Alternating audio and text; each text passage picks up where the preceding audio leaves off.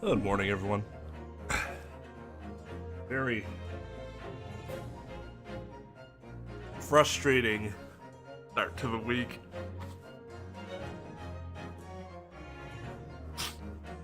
I wake up this morning at like 3. A nightmare I was having. I don't even know what it was. So I thought, well,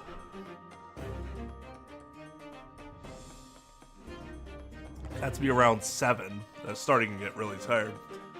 Could start a little later and still do a full stream, or I could start at the usual time and be a shorter stream because I'd probably have to stop at some point.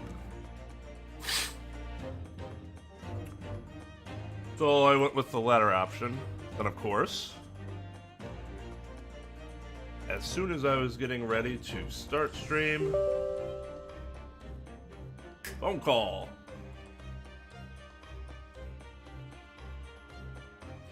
Well, it's probably good that that happened. It's not a phone call I would have been happy to miss and have to start playing phone tag.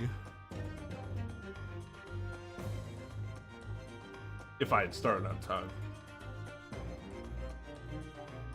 There's the usual time.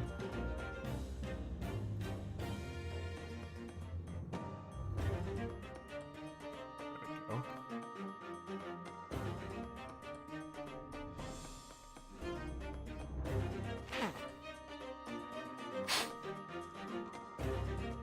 I mean, I'm not really tired anymore, just like, ugh.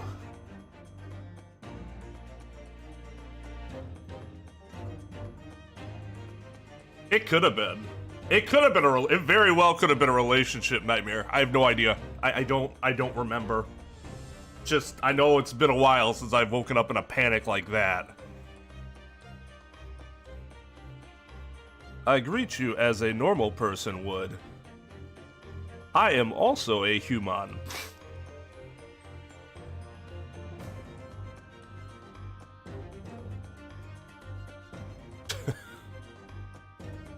Yeah. I'm trying to make it so it's not an issue, but normally I don't fucking wake up after like 2 hours of sleep.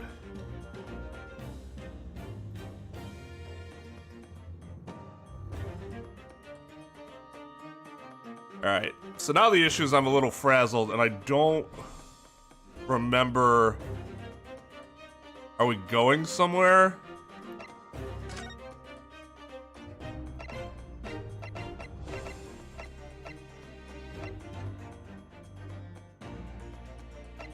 We going to talk to... Oh yeah, we gotta go talk to Gina again.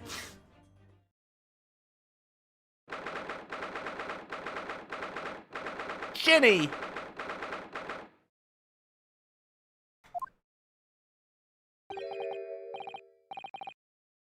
Ah, Gina, good. You're back.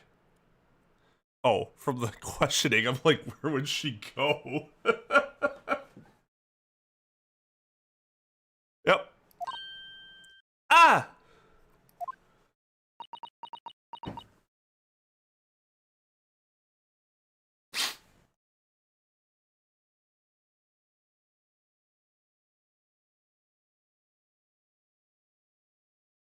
That does suck.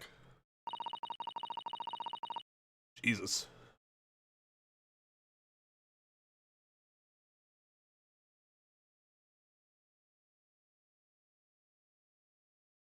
Whoever asked me, like, I don't remember if it was CJ or somebody else. Somebody asked me what my source of vitamin C was. I think this was in relation to getting like sleep and energy level and stuff like that. It turns out the Spark that I drink, my 1 glass of Spark a day gives me 200% of my recommended daily vitamin C intake. Oh, Drew Devon, yeah. So that's where I get my vitamin C from, apparently. So no need for oranges.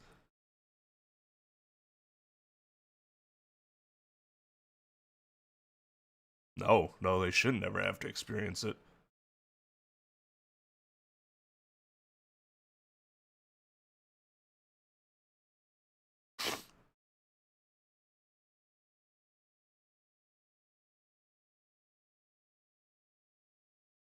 Spark is it's a powder drink that you put the powder and you mix it with water. It's supposed to be like a powder energy drink.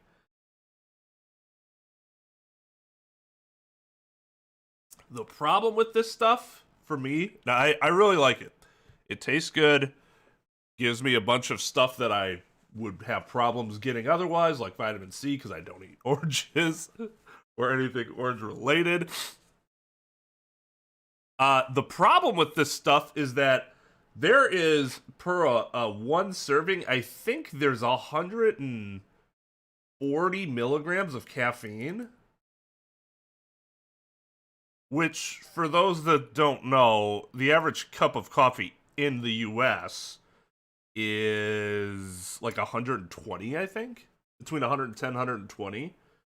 The average cup outside of the US is like 90 something milligrams. And because the Spark is like water,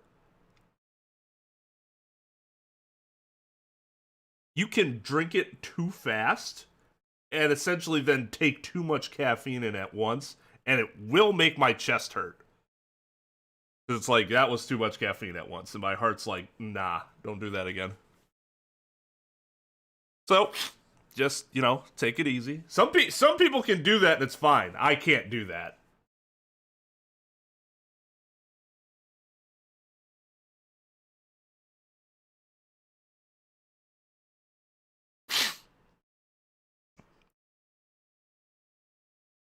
Yeah, like Kool-Aid. Right. Oh, Jesus Christ. Well, I fucking hope that he was held accountable for his actions.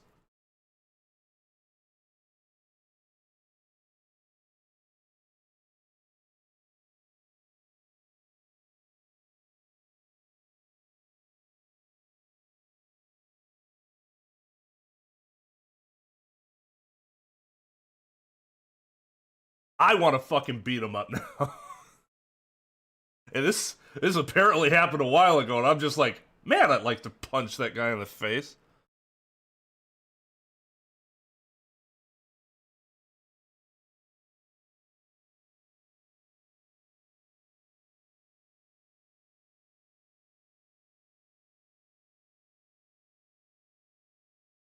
Well, at least he's gone.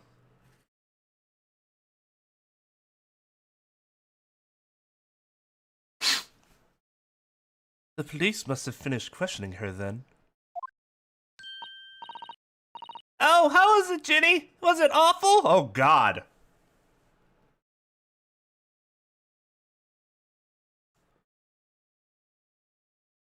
I don't even know what.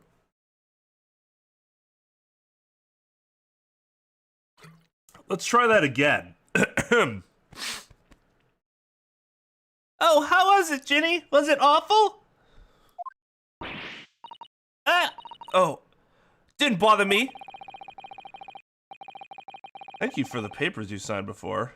It meant we were able to investigate at Windy Bangs. Oh, right.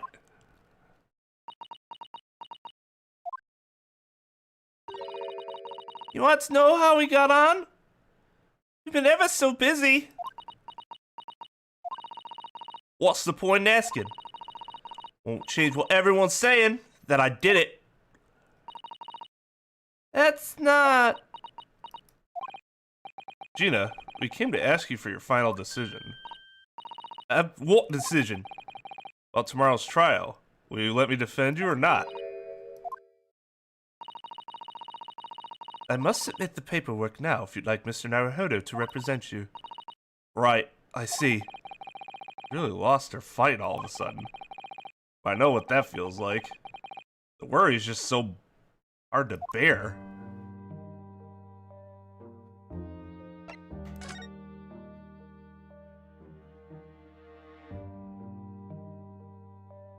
What the fuck?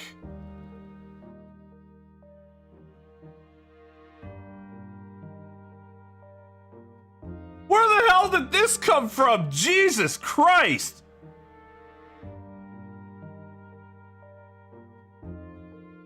Well, at least he came out of it today. That's awesome.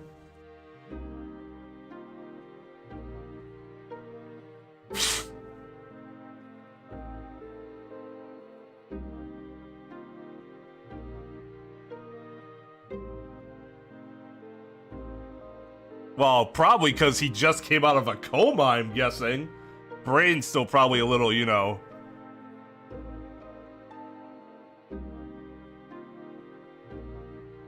Jesus. Well, we represented him the day of, we started to represent him the day of his trial, right? I don't know why they are making it seem like there's a deadline of the night before, because that the McGilded trial seemed to have a deadline of like a half hour before the trial started. Now, I guess you could chalk that up to it being him and the Chief Justice, like, personally asking us to do it. But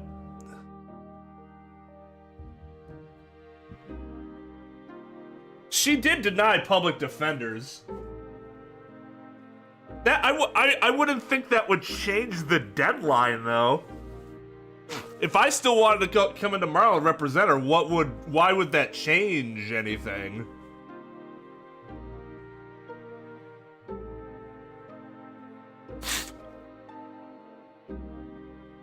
I've also been very lucky in that regard. I've had a lot of not a lot, but I've had a few concussions from sports-related injuries. Nothing like intentional or anything like that. I tore a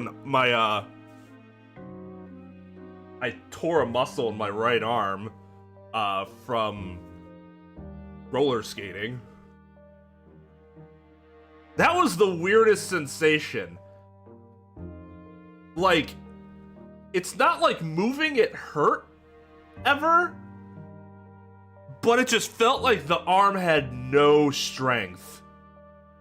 Just no strength. So I had to, you know, wear it in a sling to keep it, like, elevated.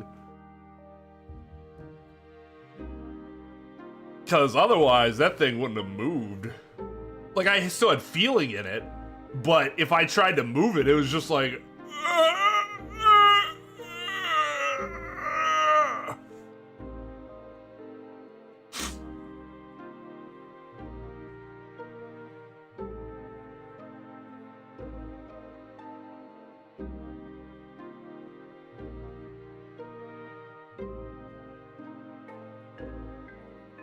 Correct. Nobody would take McGilded's case. But again, I don't see why that would change the deadline.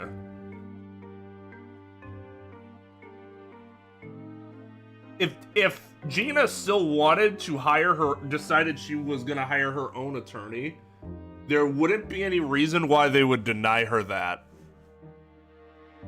That I can think of, at least. Unless she had already been through several attorneys and the judge was like, no, you're not gonna keep fucking stalling.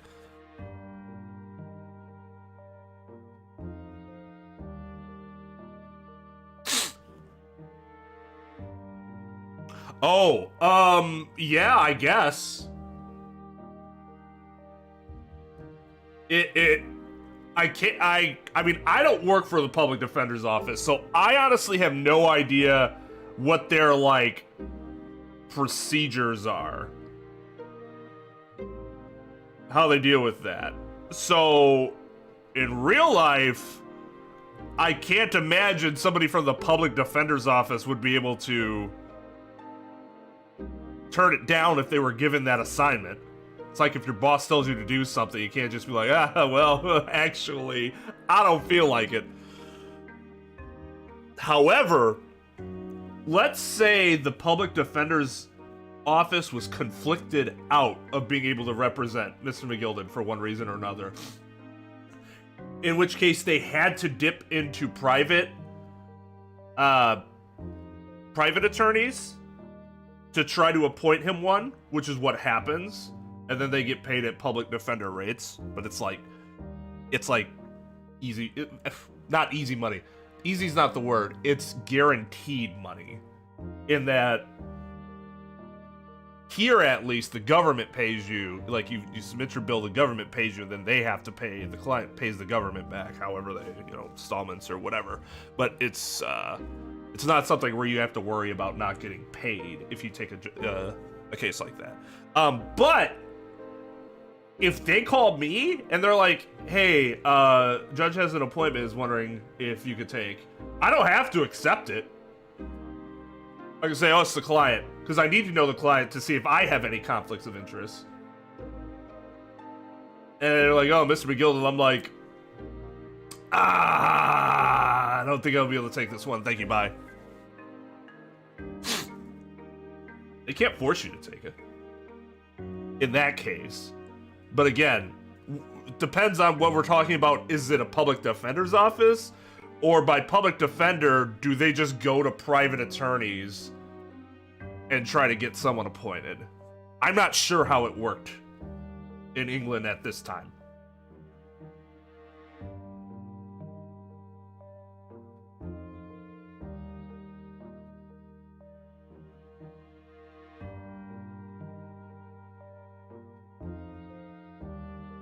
Ah, that sounds painful. The closest I've come to breaking anything was that I had a stress fracture in my foot.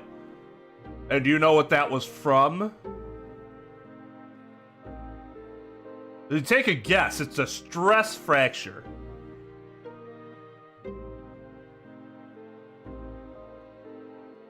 Because apparently, because I was heavy and I was running very often, and for exercise, fucked my foot up, which, god damn, that makes you want to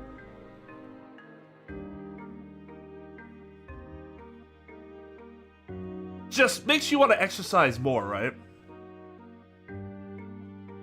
Oh man, if I exercise too much, I'm gonna get a fracture, and that shit hurts.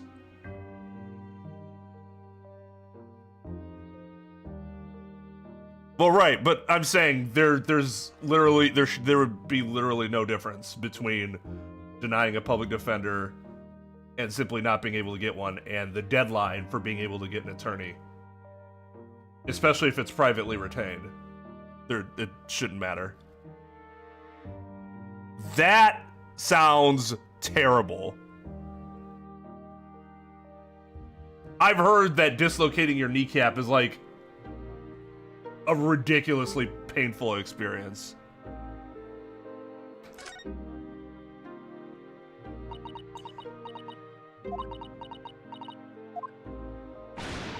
Oh, well, alright then. Blimey, give it a rest with them eyes, Iris. Come on then, fill us in. Who done it? Unfortunately, we don't know that yet. You don't say. We don't know yet, Gina. Mr. Naruhodo and all of us know that you are innocent of this crime.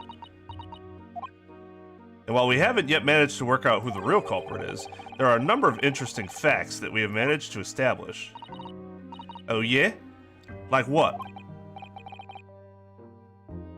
Well, for example, the reason for you being there in the first place, I think I now know why you broke into Windy Binks that night.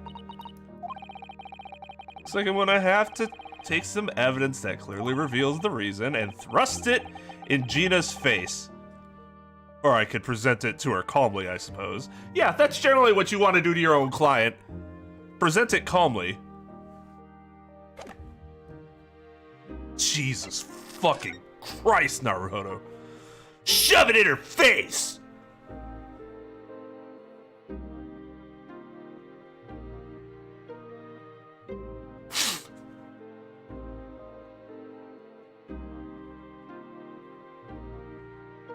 What, your ACL, MCL, PCL? What, all of it?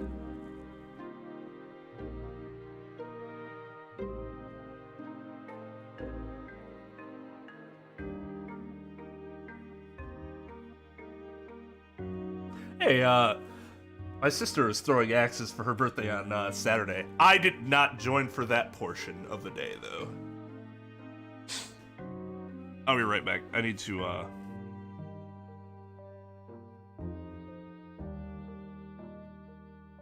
need to mix this. You see all the powder at the bottom? I hate when that happens. I thought I mixed it better than that.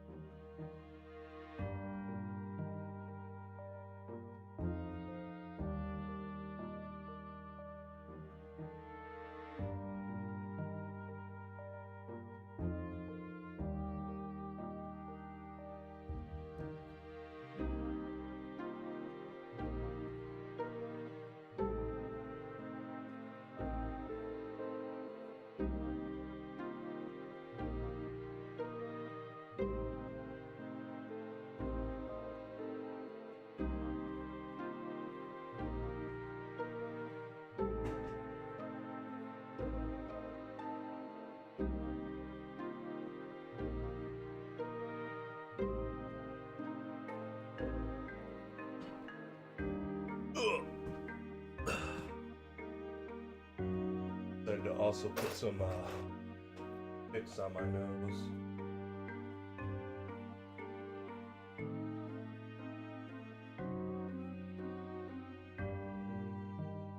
Really not supposed to put it on your nose.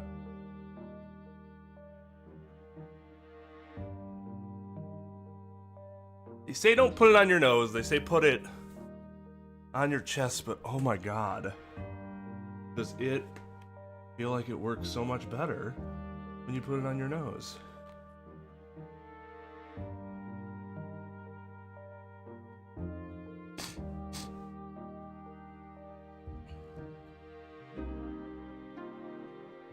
Egypt says football, don't they?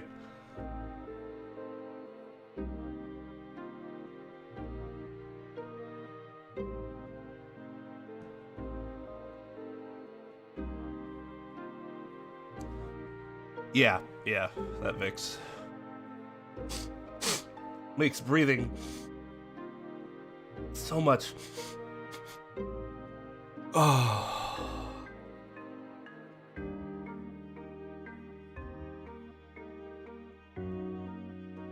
It feels so nice. I wonder if you can get addicted to it, because that's kind of concerning. It almost feels like I took a drug or something, and I'm just like, oh my god, I can breathe so nicely.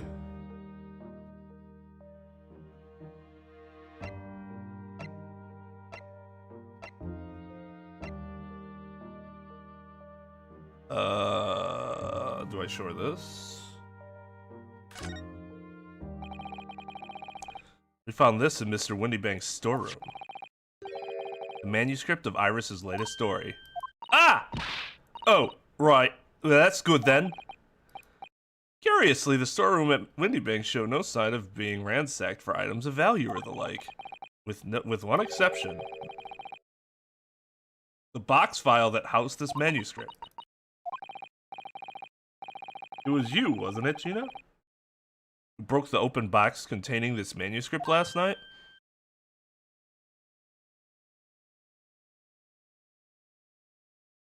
Japan says that? Oh, yeah. Actually, I knew that.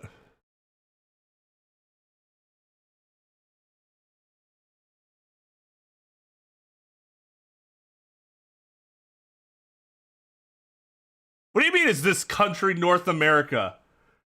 I can tell you that most everyone south of the United States does not call it soccer. And they are part of North America, sir.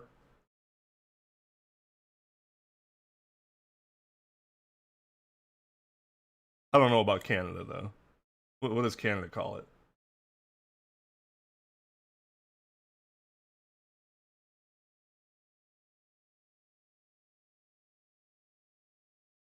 The country, yeah, right, the country of North America.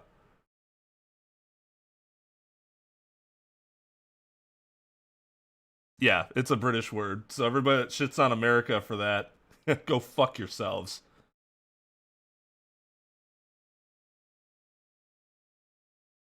We did. We did. Oh, Americans so dumb calling it soccer. Wasn't us that made that up, dumbass. But it's not all of North America. Just because it's a big portion. Central America, which isn't technically a continent, but we just refer to it as Central America to distinguish it. All call it football. And the Caribbean.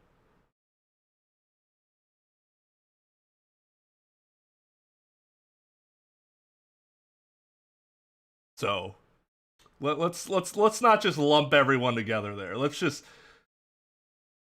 put it this way. There are far more countries in North America that call it football than soccer. Far more.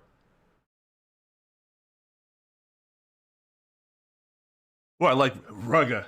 Playing rugga.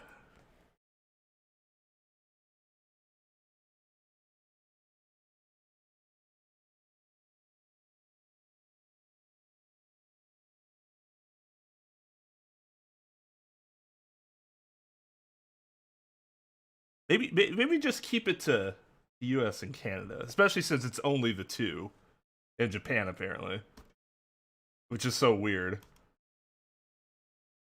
I don't know if there's anyone else that calls it soccer.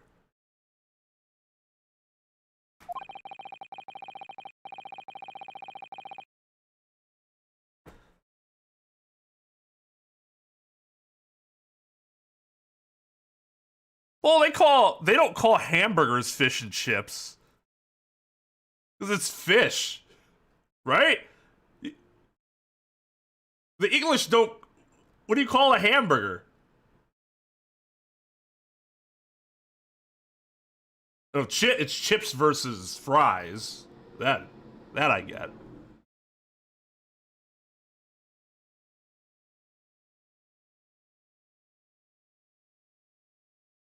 You know, you say that as a joke, CJ. I know someone who actually thought that and proudly announced it. Well, not proudly, but very conspicuously announced it as she talked to herself at a Denny's trying to figure out what she wanted to eat.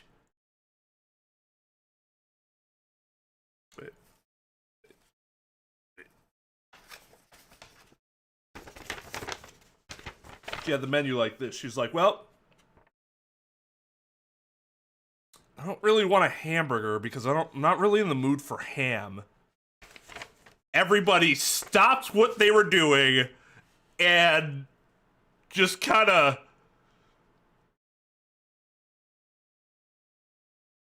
She didn't look up for the menu because she thought what she said was correct.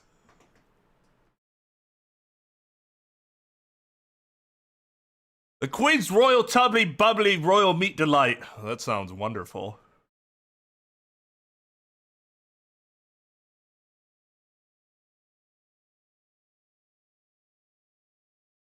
You were determined to find out whether or not the Hound of the Baskervilles is really there. That's the real reason you broke into the storeroom last night, isn't it?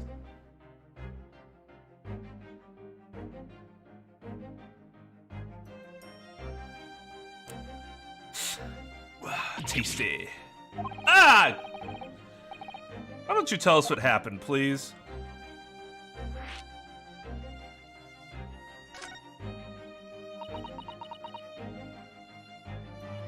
I mean, any meat you can make into a patty.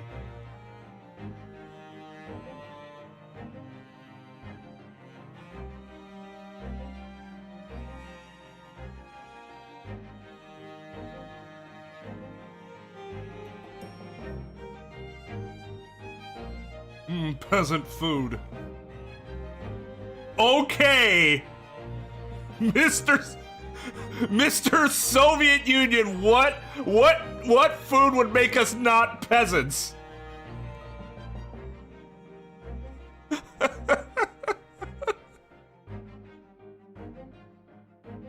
I'll be honest, Halucha, I'm pretty sure every Ace Attorney fan knows that.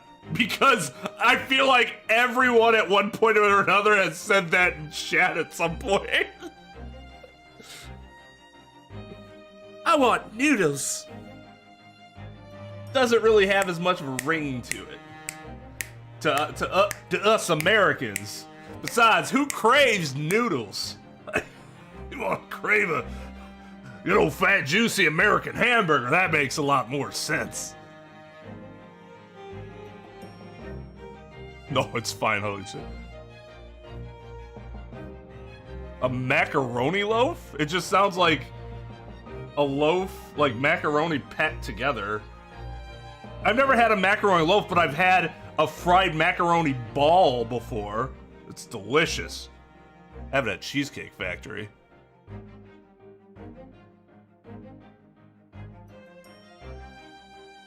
I know you were joking. I was hoping you had, like, some follow-up, though, to it.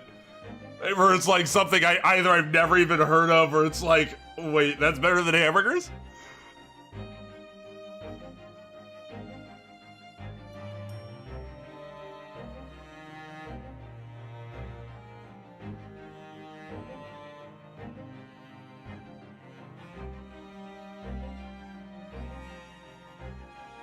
Yeah, cause I like noodles too. I really like noodles, but I can't imagine being like, oh man, I need some fucking noodles in my life now. Like, I never feel that way about noodles like I feel that way about a hamburger.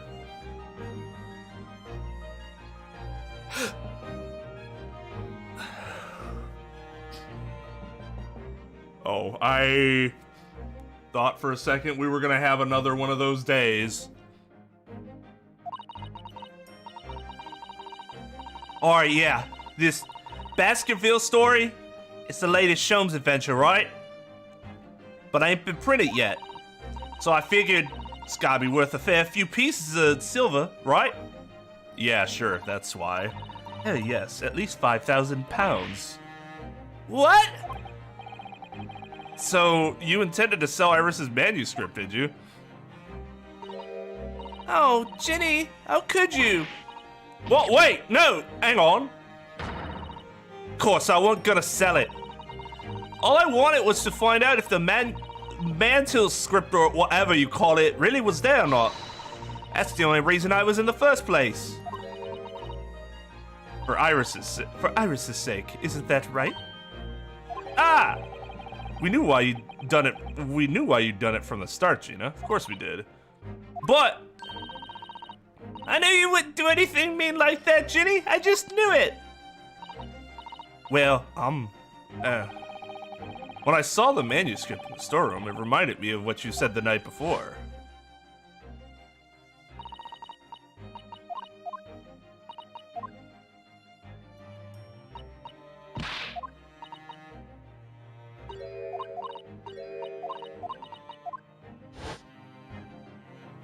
What, that you get like a craving for and you like need some?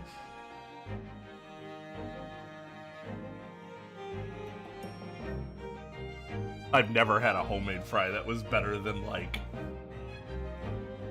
a fast food fry. Not that somebody can't do it, but to me that's like a unicorn. Maybe. It's just something I'll never experience in my life.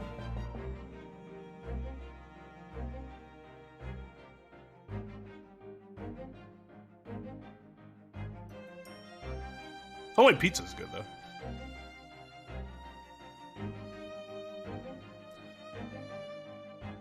Oh, Ginny, that was so sweet of you. All right. I'll tell you why I did it. Just stop looking at me like that, Iris.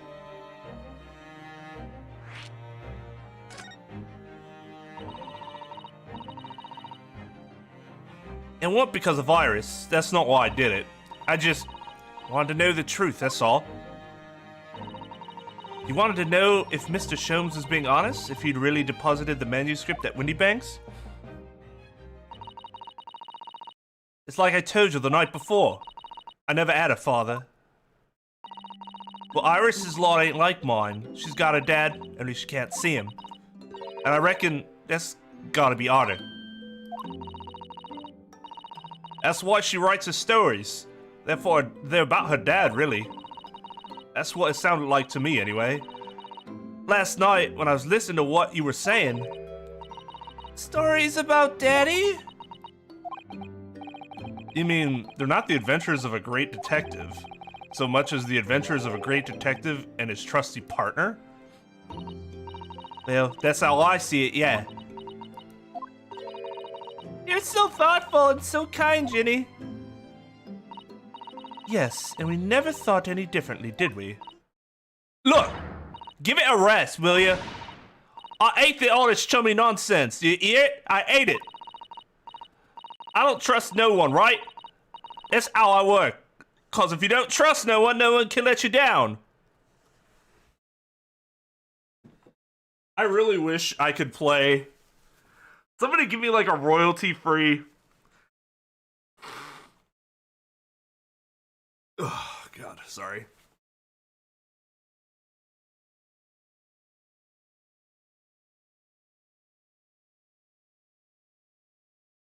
A royalty-free emo song from like late 2000s that I can play whenever somebody says this bullshit.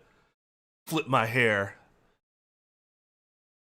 We'll get that gif of Jonah Hill where he flips his He flips his emo hair. We use that as a command. Emo! There, Devin. So leave me alone. Go on Scarpa.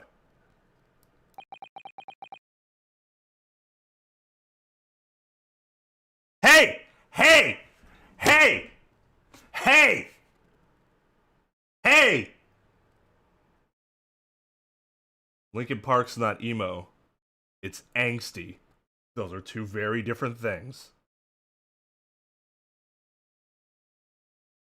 I am an angsty person. I am not an emo person.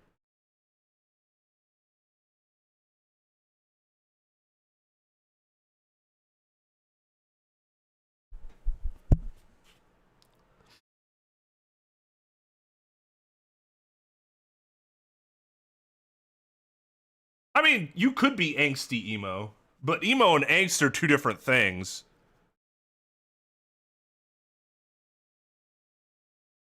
Angsty is more your feelings are coming out of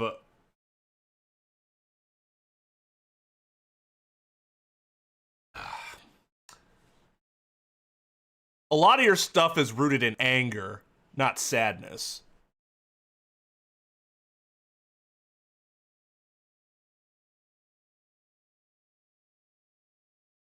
Sadness of being rejected, sadness of being let down. That's more what I associate with, oh God, if you have no expectations, then you can, whatever. No one's gonna let you down. Because I mean, that's not a Linkin Park hallmark. That's not their message. Don't feel anything. You don't have to feel anything if you don't trust anybody. Angst is just, God damn it, I'm so pissed off because you're an asshole. But that's fine. No, I'm just gonna scream about it. And I'll be fine.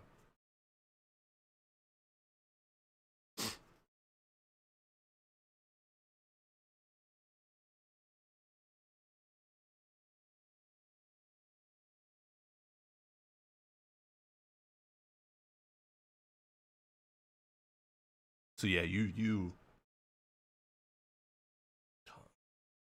I've never seen you come so close to getting a timeout before. I almost reflexively did it without even thinking.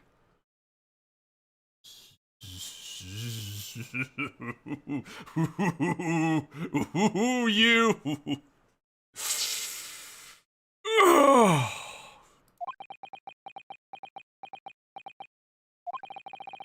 I hadn't noticed until now, but it's unmistakable. Right there on both sleeves of that overcoat. Some very suspicious red stains. Is that red? It looks brown, but it could be dried blood. What? Why are you looking at me like that? Why are you looking at me like that? I think it might be worth presenting some of our other findings in that area to Gina now.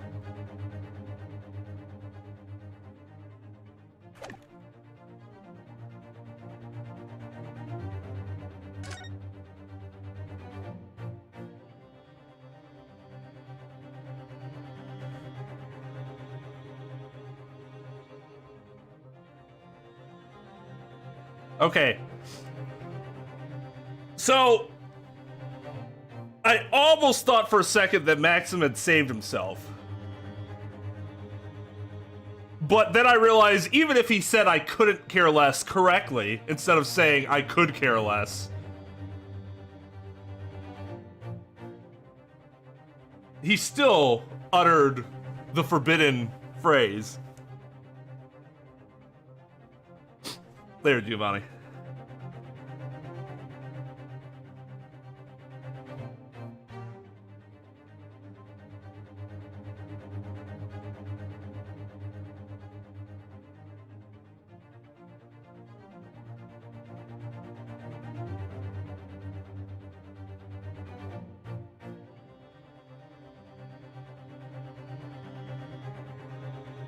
Just, I mean,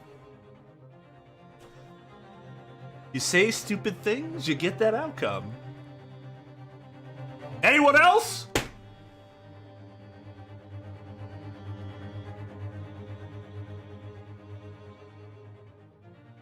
I got an itchy trigger finger right now.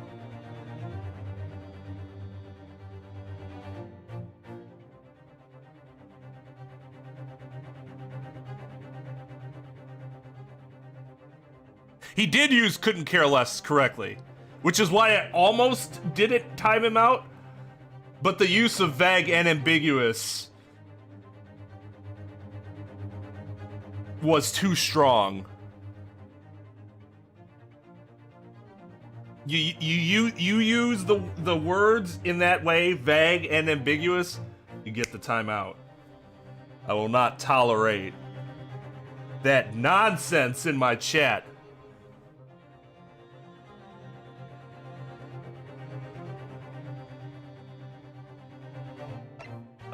Blood samples.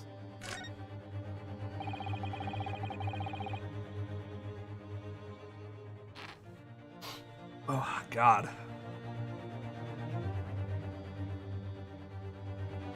I need some more Vicks? No, I shouldn't keep putting that on my nose. That's probably really bad, right? What the fuck? You have a second account?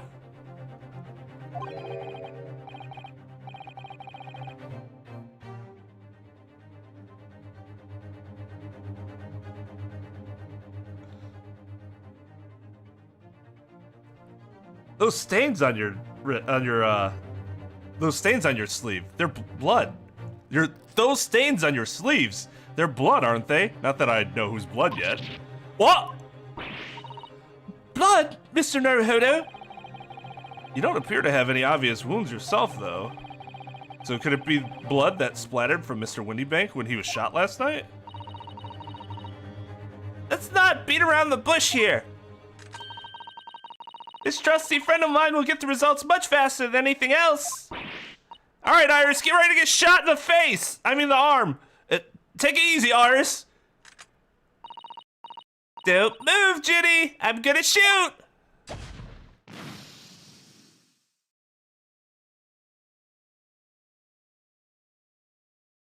Jesus Christ.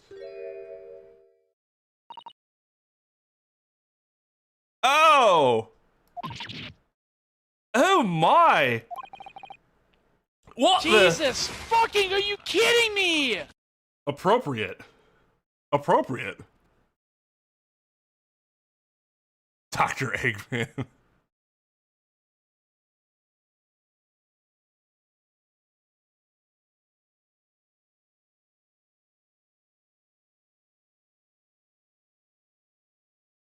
Not the correct usage. Right, it did overpower the correct usage. Because it's an OP. It's OP in a very bad way.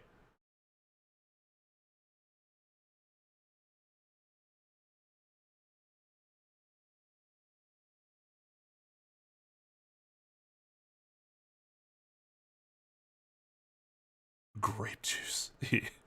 Grape juice that one guy had in his bloodstream, apparently. What the? Forget the sleeves! The whole coat is covered in blood! The whole coat is covered in blood! Of course. The black color of the fabric was masking the stains. That's why we haven't seen them until now. And the blood has reacted with the chemical to turn it purple color, which matches one of the samples we've already collected previously. Whichever of the two words she said. Yes, now let's see. Who had the purple blood? A person of distinguished blood, of course. What a cultured blood. Aha, yes, it was the brickmaker, Mr. Mason, the victim of the murder case 2 months ago. What are you all on about? The victim? What do you mean?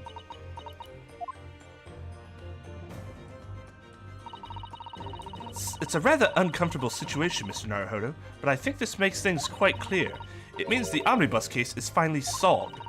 The truth about who really murdered the brickmaker, Mrs. Mason, is revealed. Oi! Would someone explain what's going on? Stop telling half the story!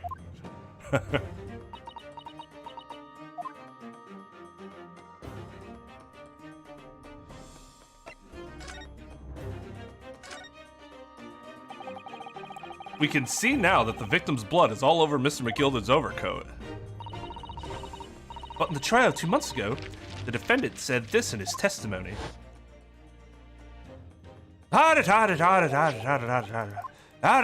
Words.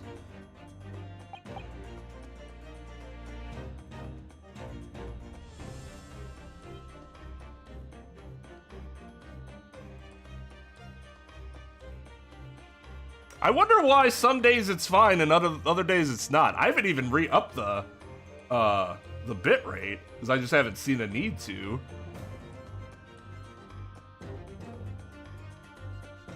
Look at claustrophobia! Another person of culture!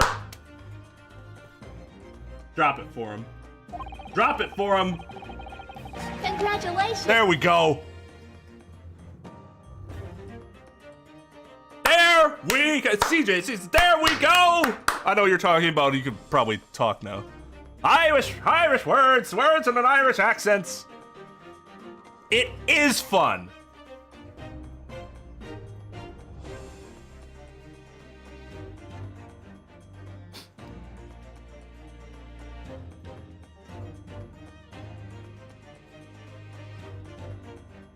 Well, these stains couldn't have arisen from McGilden trying to pull the victim to his feet.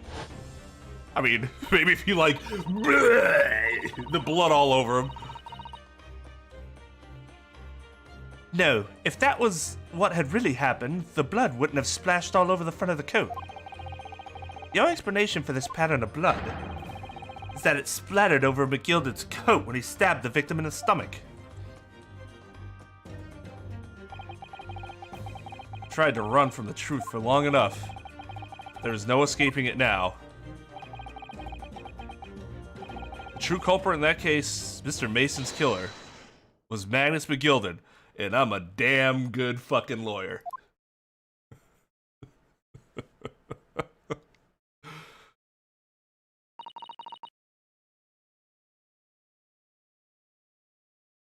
I think I shall change my name to Jonathan Cochran the First. Mr. Naruhodo! That horrible case is solved at last, and I helped the man walk free from that trial. You know, he did, but like, let's be honest, since he died, does he really feel that bad? He got what was supposed to come to him.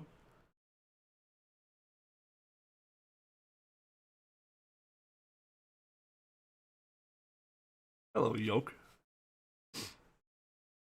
And a damn good faking of evidence it was.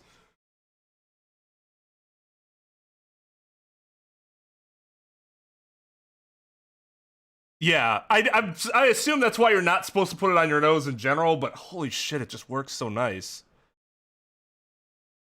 Apparently she didn't have a problem with Naruhodo doing that.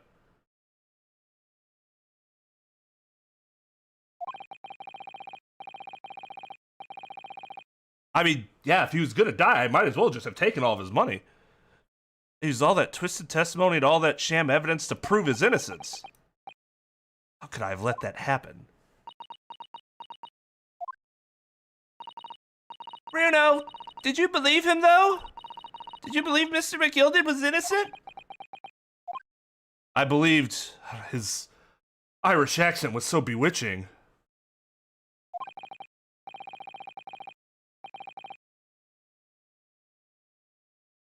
Phoenix could have. So, like, he had the ability to and chose not to.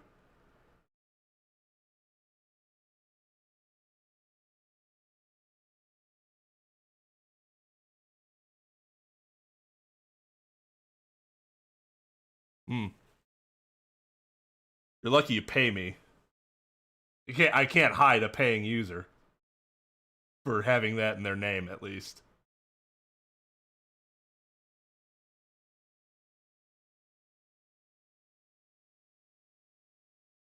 That's also true, but Ron wasn't being accused of the robbery, right? We were just in the trial for his murder.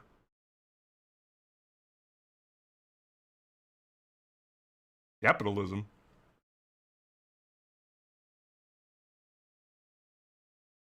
Or rather, I think I was trying to believe I wanted to.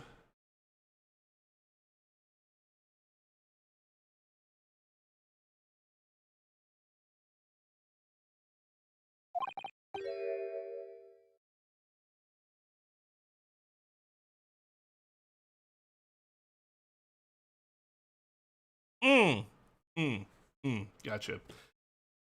I just started putting that VOD together to hopefully get it out this week. I've only gotten through the first part, just because, honestly, the first part of that case is, like, the opening, like, story is actually really fucking boring. It's not like that's really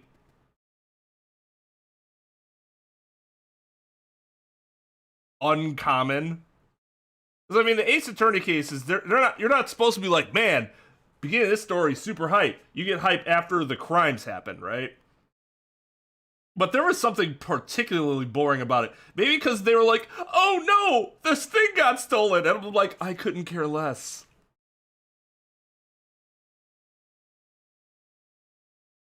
At least in 2-2, you're like, oh shit, Maya's gonna do something for channeling. With a guy who wants to talk to a dead woman. Like, that's actually kind of cool. That's interesting. Here it's, our shit got stolen! And we're like, sucks to suck, I guess.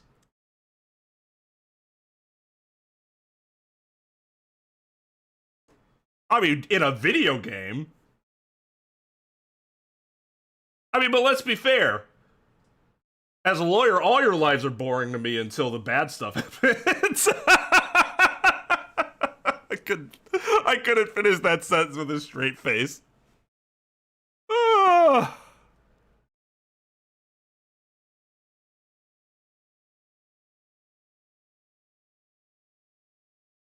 Because believing in those you represent in court is a defense lawyer's greatest weapon.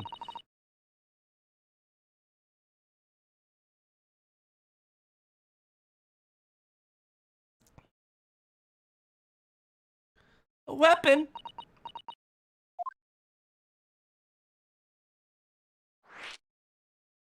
Damn, no music? Silence. Before we came to Great Britain, a great friend of mine taught me a valuable lesson. Do you really have to use great twice in that sentence? You could have used any number of words to describe Kazuma-sama. You mean Kazuma-sama?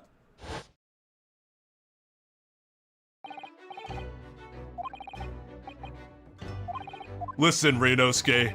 Excellent words from an excellent man, whose bandana is constantly blowing in the wind, because that's just how cool I am.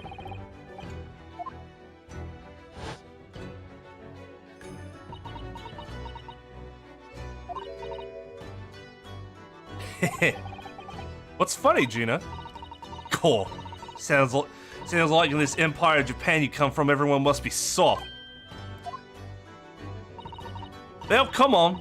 Look at the mess it's got you into believing in that bot trotter. Oh God, no. That's that really bad slur, isn't it? Fuck. Yes, I inadvertently helped a murderer walk free. At least you've learnt your lesson now, eh? Believing in people's never worth it. Someone always stabs you in the back in the end. As soon as you let your guard down, as soon as you let down your guard, you've had it. Take a leaf out of my book. Take a leaf out of my book. Believe no one, get hurt by no one. Gina, may I ask you something? What? I'd just like to make absolutely sure. What would you like us to do with these representation papers for tomorrow's trial? How many times do I have to say it? Rip them off and chuck them away. Are you really sure that's what you want? I bet that's what he wants and all now. Mr. I'm a believer lawyer over there. Don't forget it was me in that trial 2 months ago. I led everyone up the garden path, didn't I? And you're telling me you can... and you're telling me you can believe in me after that? Not likely. Well, Mr. Naruhodo, a lawyer's primary weapon is an unwavering belief in his client.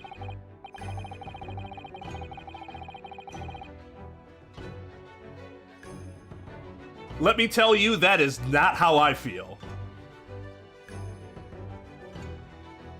My greatest weapon is my knowledge of the law and how to apply it and interpret it.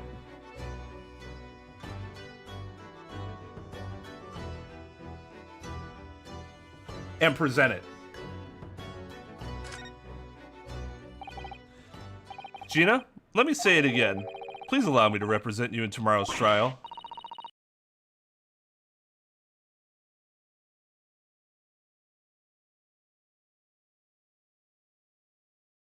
Yeah. I bet if you become a member, well, he is a member. He's already thrown his cash at the screen. By the way,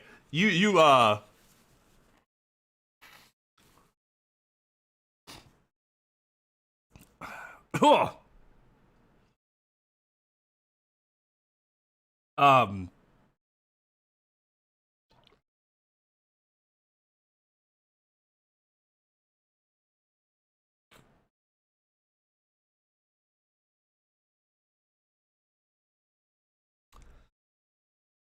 Remember, I told you I already had, so I had Vicks, plus Vicks tissue paper.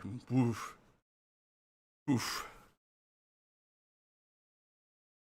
Double Vicks, probably a little too much. But now I don't have tissue paper that isn't laced with Vicks. Are you half-baked? Not at all. You've not once admitted to committing the crime, have you? What's more, I believe that you're telling me the truth. Seriously, Mr. Naruhodo.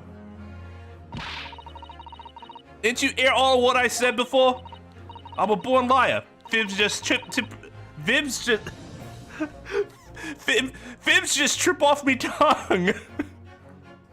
Fibs just trip off my tongue. I love that. And I'm a diver, don't forget. I pulled the wool over your eyes 2 months ago and got you in all sorts of trouble. I mean, technically I wasn't in any trouble. Whatever. Why would you ever trust me now? I just don't get it.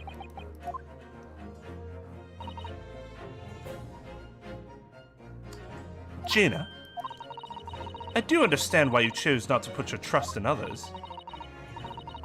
But I assure you, there is more to this life than you yet realize. What do you mean? Aren't you younger than I am? The world we live in is full of people you would do very well to trust. People who won't ever let you down. Now we rickroll.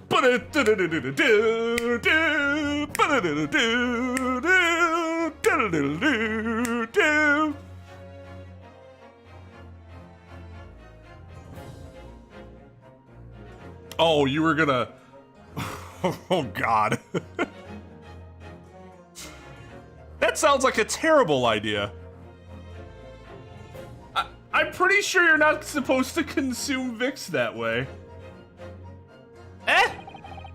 It's true that I'm just a student of law, and I'm certainly lacking courtroom experience, but I can promise you this. Whatever happens, and until my very last breath, I am completely on your side. God damn, dude, are you assuming you're gonna die in this trial?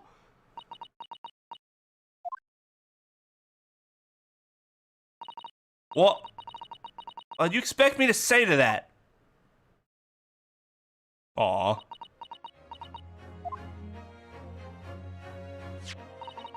Then it's decided. I will take these papers now and carry out the necessary preparations for tomorrow's trial.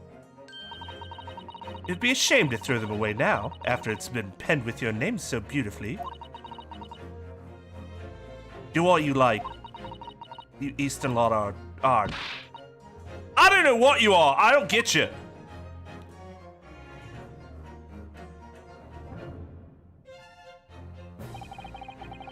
Gina's taken herself off to the back of her cell.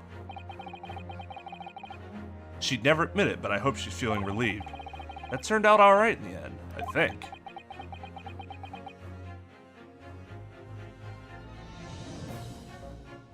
Yeah, they go to the gallows, they would.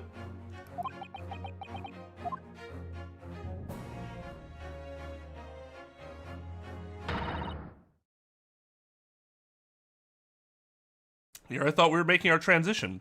Whoever's hiding there, show yourself at once. Eavesdropping is the height of cowardice. Miss Susato? Somebody is there in the shadows. I can sense it. Somebody who wasn't there before. What?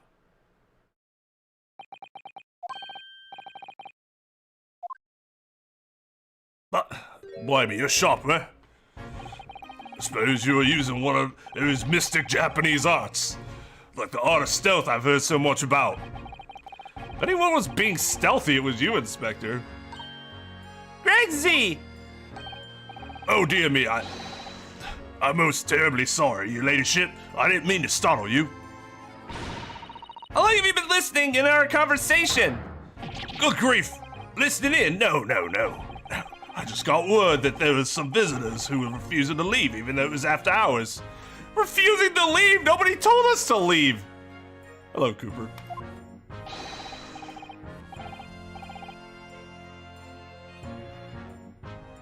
I assure you, ladyship, I only just arrived. This very minute, not a moment earlier. That's all it is. Nothing untoward. Nothing at all. After hours? Is it that late already? So then, I humbly excuse myself now, your ladyship. Ta-da, toodaloo, cheerio. All the best. Bye. Wow. That's a lot of farewells, and not one of them appropriate for her ladyship. Oh, but I wanted to have a chat. I'm terribly sorry, but time is pressing at the moment. Oh, I see. That's a shame. If I don't get this emergency at the Supreme Court dealt with sharpish, Lord Strongheart will, well... Emergency? Lord Strongheart? Nothing. Forget I said anything. Anyway, I'm off. All right, Crazy, if you have to, but let's chat soon. Delighted. John, can't wait. If you please, my pleasure. That's a lot of pleasantries, and not one of them sounded sincere. Crazy's so funny. He says such silly things. Certainly entertaining to see an inspector of the police fawning to a 10-year-old girl. But anyway, I wonder what this emergency is at the Supreme Court. I must attend the court clerk's office now before it closes. Yes, of course. Thank you, Mrs. Sato. Kindly escort Iris home now, Mr. Naruhodo. I shall meet you there later. Oh my god.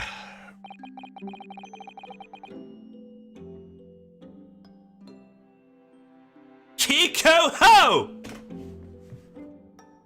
I could see her being able to do that. And so our investigation came to an end.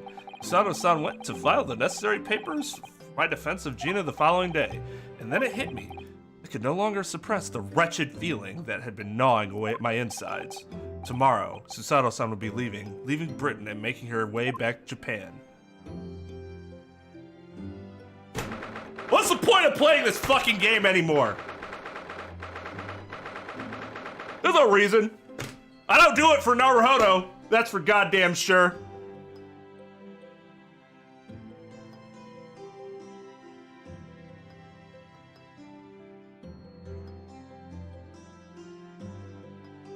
I bet she could flex Hercule though. Oh, see, this young lady just, she knows all these tricks with the lie.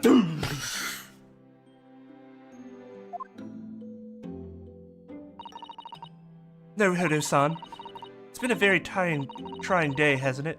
I do hope you're not too exhausted. What about you, Susato-san? Today has been even more trying for you, I'm sure. Shoshone was shot before our eyes, Gina was arrested, all in the back of the news that her father had fallen ill and that she must return to Japan at once. I hope your father recovers soon. Thank you for your kind words.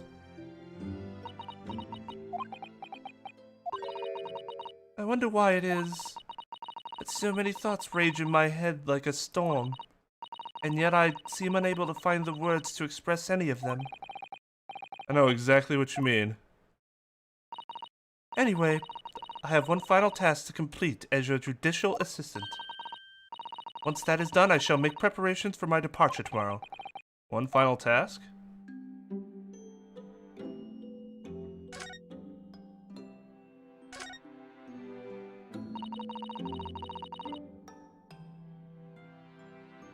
Well, it's not that she had to go home. It was saying, your father is sick and you should come home.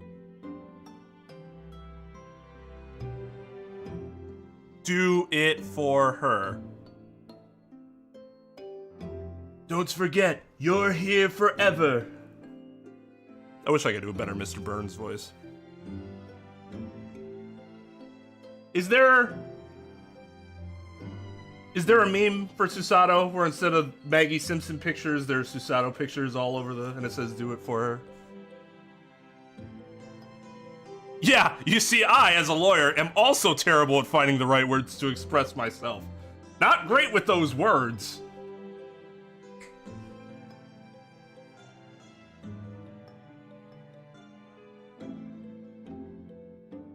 But fandom doesn't have that meme? I haven't seen one for DoggoMcPawggo. Then again, I haven't really looked into the fandom of DoggoMcPawggo.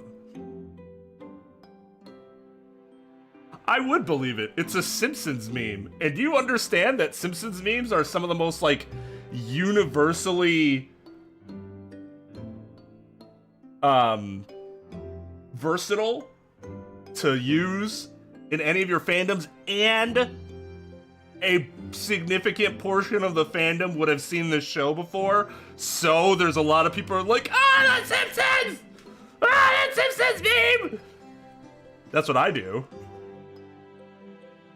whenever somebody uses a Simpsons meme. That, and that's one of the greatest episodes ever. It's such a sweet ending.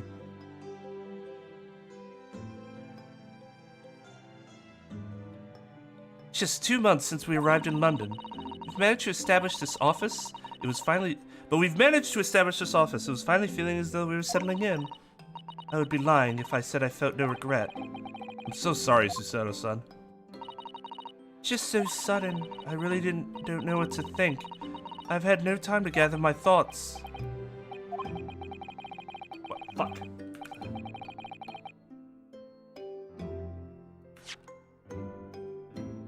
I know we've only been here a short time, but in my limited experience at the courtroom, I feel like I've learned something. And what would that be? It seems to me there are many facets to people's personalities. Facets? And like a jewel, the light plays off them in complex patterns, illuminating their actions and their motives. But we see only.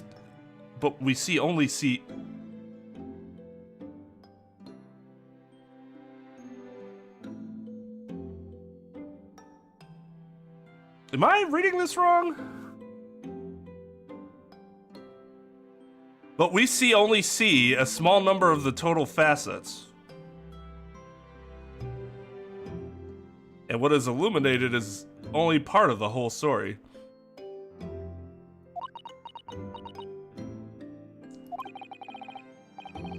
What lies in the shadows? What do those facets we cannot see look like? Perhaps there are some parts we'll never lay eyes on for as long as we live. This motherfucker! I know what you mean, Susato. I can't find the words either, because you see, I've learned something in the 2 months since I've become a lawyer. There are all these facets, and we can see only certain parts of the facets in which the facets are... What? What are you talking about? You're a fucking liar. You have all your words. Perhaps there are some parts we'll never lay eyes on for as long as we live. That's so true. Sometimes it feels as though I'm blind to so much, but I keep hoping that one day it will all become clear. That all the facets will be illuminated and I'll finally understand how everything fits together. Naruhodo-san. I suppose what matters is that we keep our eyes open and keep moving forward, even if the way sometimes seems dark.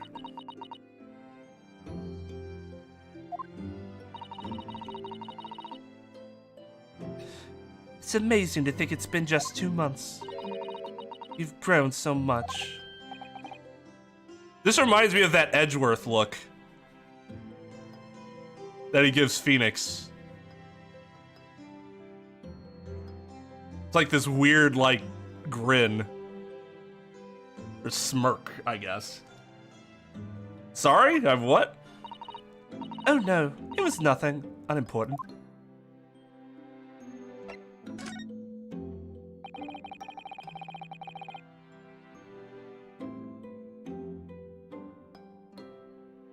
Do you know what time you will leave London in the morning? You will leave, yeah.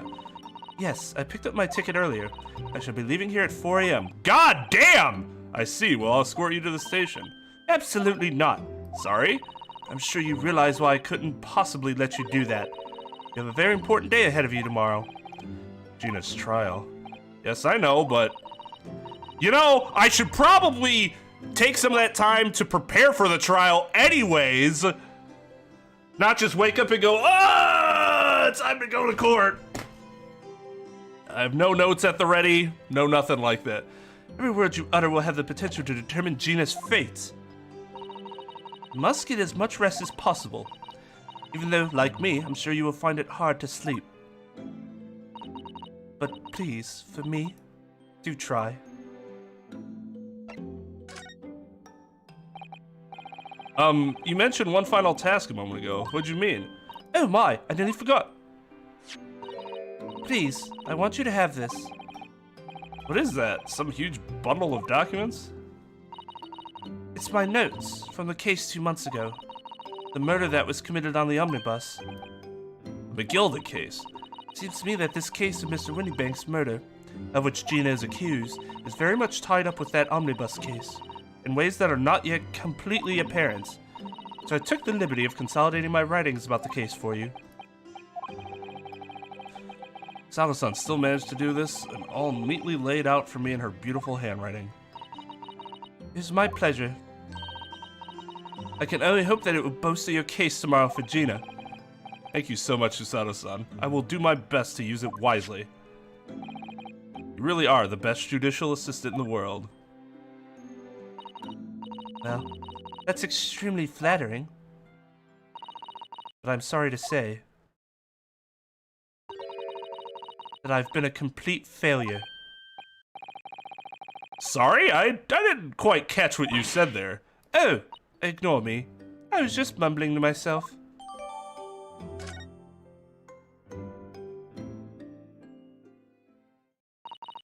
Well, it's getting rather late. I think you should go to bed now, Naruhodo-san. I must finish packing up my things in my room. Sato-san, I wish you the very best of luck tomorrow. Good night. Wait, there's something I need to... Hiya! What? What was that? Secret technique of mine. The Susato shutdown. Shutdown?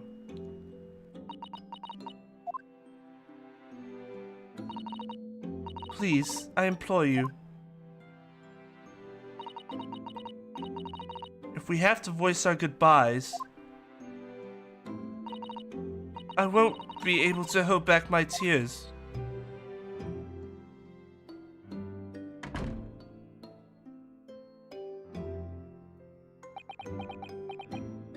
God damn it!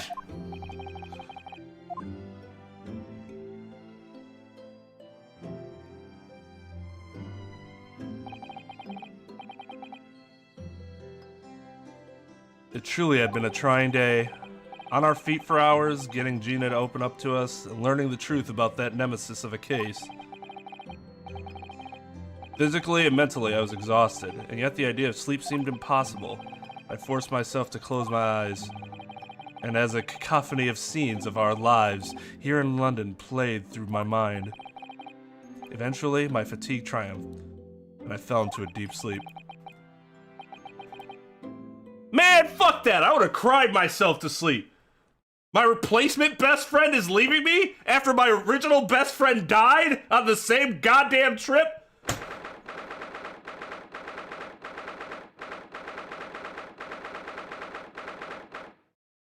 I have to sit here now with Holmes, who only vaguely cares whether or not I live or die, and Iris, who, I mean, sure.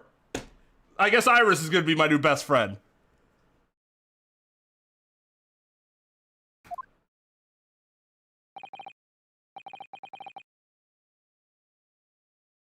Yes, I quite understand. That's a great weight off. I have no idea who's talking.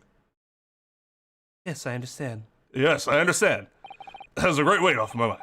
Rest assured, I shall put everything in place exactly as we have discussed. Thank you so much. It has been an honor and a pleasure to be acquainted. Oh, it has been an honor and a pleasure to be acquainted with you, Mr. Sholmes. On the contrary, the pleasure has been mine. I bid you farewell, and Godspeed. My dear madam.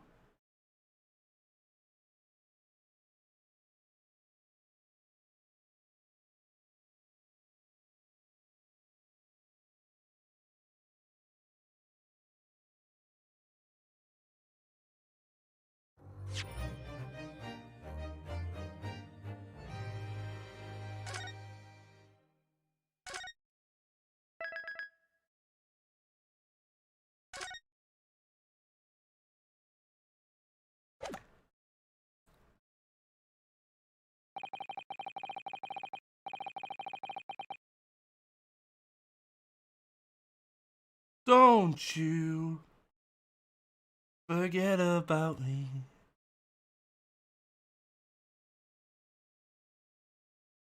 Don't you forget about me.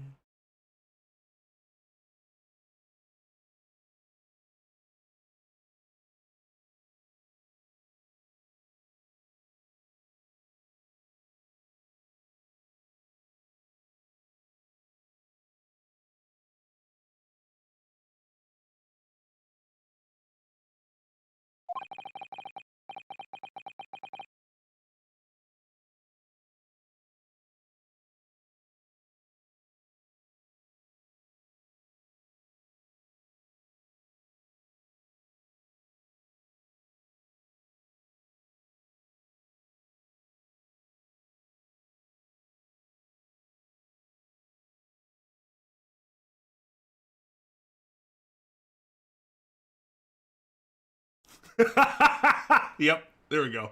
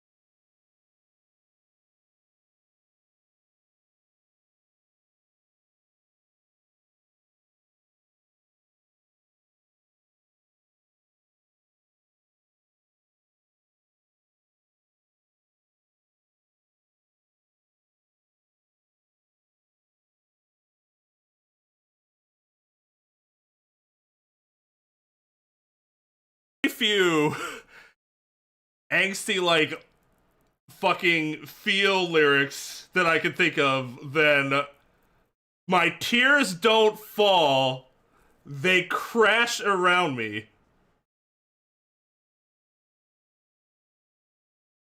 Rip VOD.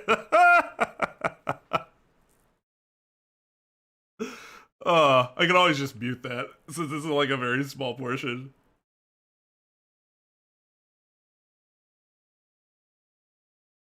Well, I mean, that's Bullet for My Valentine. That's Edge incarnate.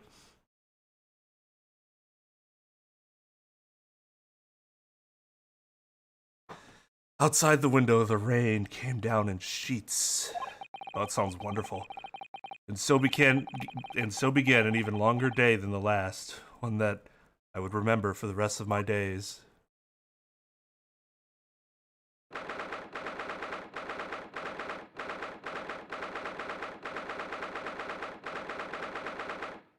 And you know, if it doesn't get claimed, I wonder if I could get away with making that just like that one snippet a command.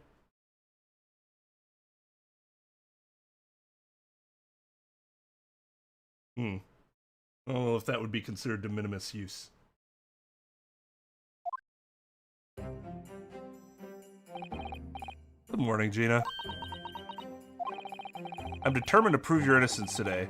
Don't worry about my lack of energy. It's just because my best friend left, and so now I have no one else. But still, I'm sure we can do it.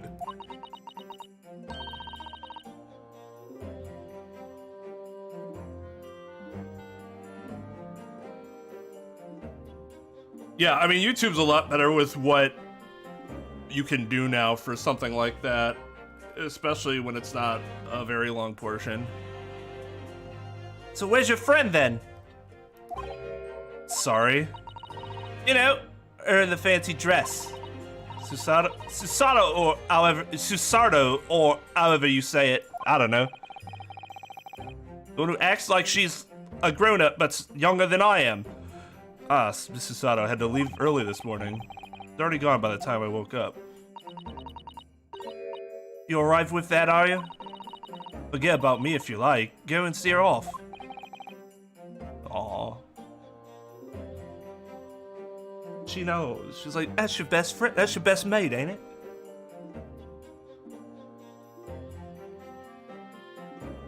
what are you talking about?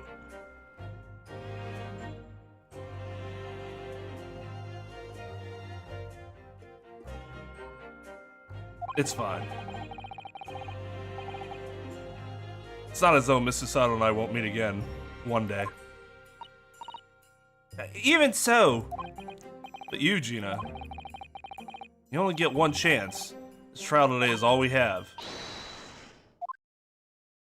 Good morning, you two! How are you feeling, Ginny? You managed to sleep? Ars, what are you doing here? Oh, it's a public trial, so I can just go sit in the gallery if I want. I mean, why wouldn't I be here? You're my friend. What do you mean? When a friend is in need, we show our support. Isn't that right, Waggy? Oh, never mind. Forget Waggy. I guess he doesn't care. Oh, Waggy! Great way to show your support, kitty.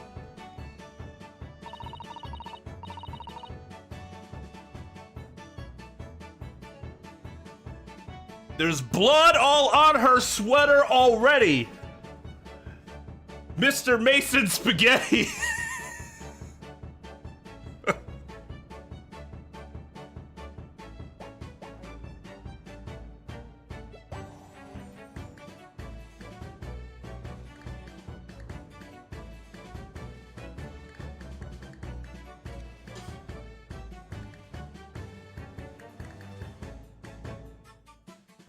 Let him have it knows wrong. What I'm gonna do?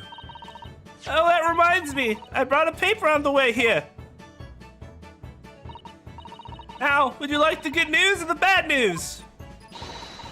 What do you say, Reno? Ginny? Oh, well, I think I'd rather get the bad news out of the way first. Agreed. I always want the bad news first.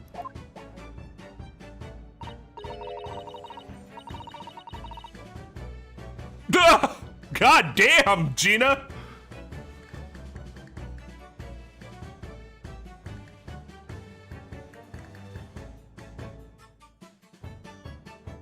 Although, if the bad news isn't actually that bad, I present it the other way. Because, like, what happens is that... Because when I'm talking about the good news, clients will get so, like, worried about the bad news that when it turns out that it's really not even that bad, they're like, oh man, the feeling of relief is greater than if I had presented that news first. And they feel even better about it. So it's not like I don't do it to like trick them. But I do it to hopefully make them feel better about everything.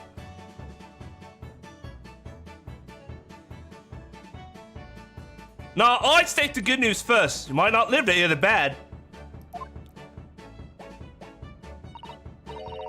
What, is there like a dysentery outbreak or something? What are you worried about? Yes, that question always gives away people's personalities. Let's not go there. All right, then, I'll give you the bad news first. A record amount of rain has fallen this morning.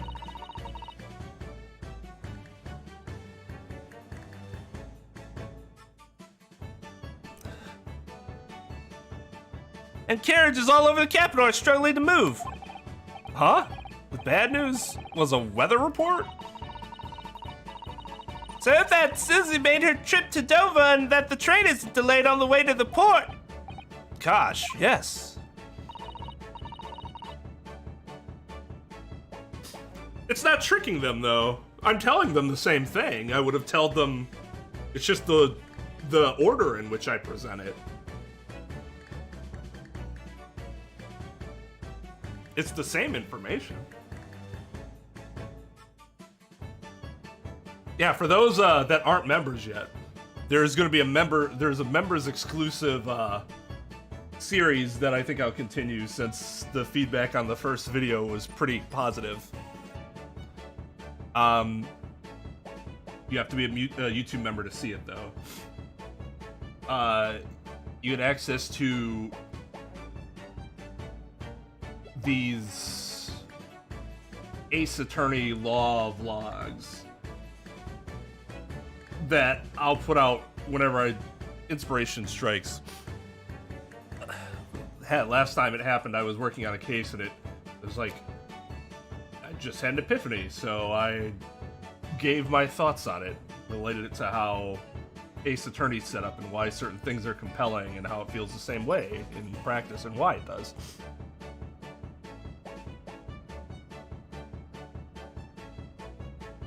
I mean, Susato doesn't have to be a waifu. She can just be a really fucking awesome friend. There ain't nothing wrong with that.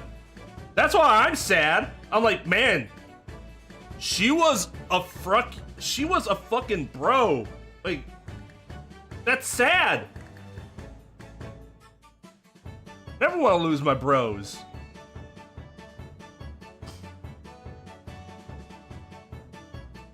But that's also true. If you're under the age of 18, then, you know.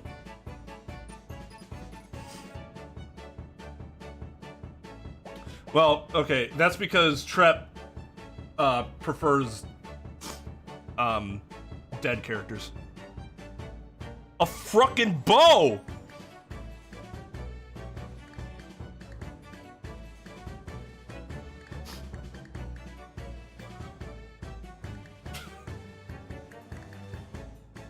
Well, one of your highest waifu choices is an AI. So, I mean, no, that's not what I mean. That's not what I mean. You take everything as how you were in the setting. So when you play Danganronpa 2, and you're like, this person is waifu, and it's like,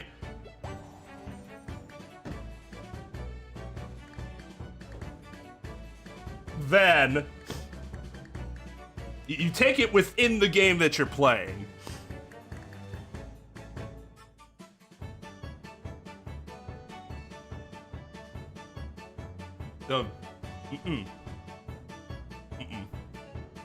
That logic does not follow.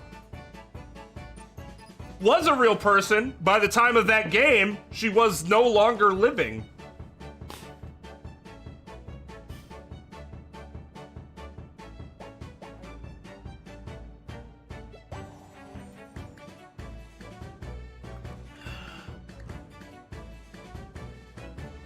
And what you fell in love with was an approximation.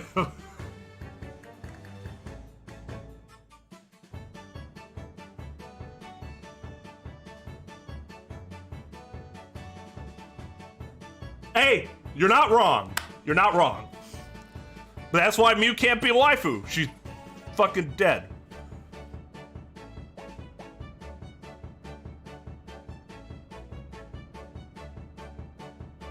Well, I mean, fan fiction exists, so you can make a fan fiction where Susano's 22, and there you go.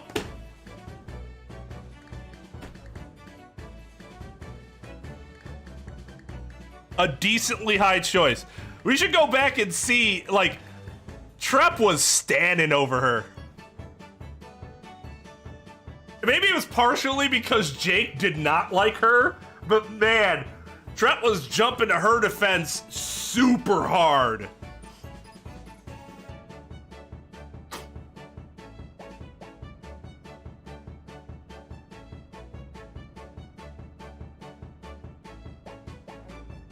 We are talking about the same person.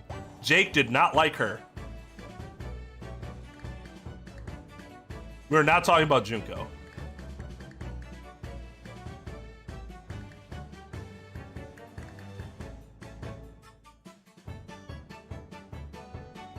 Hey, sorry, I can talk. Nimumbra, how's it going? Welcome back.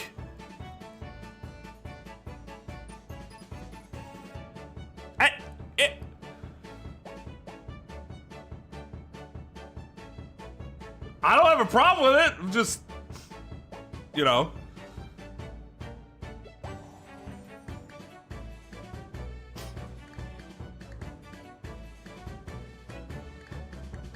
But yes, Trep is somebody who could say, yeah, Gino wife, Susato waifu, because Trep's 15 or whatever. But I was just saying that Trep seems to prefer artificial intelligence based on history.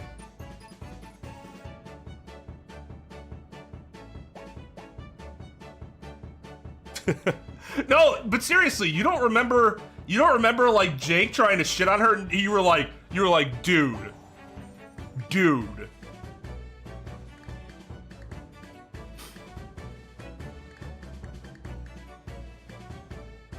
All right then. So what's the good news? Well, the rain is forecast to subside this afternoon. So even if the train is delayed, it should be able to make up time later. What? You don't have to tell me any of this. Well, that is good news, isn't it? I couldn't give a monkeys, really. I agree with Gina. None of that information was pertinent to what we're doing right now. It is the one character. It's just that your feelings were so strong.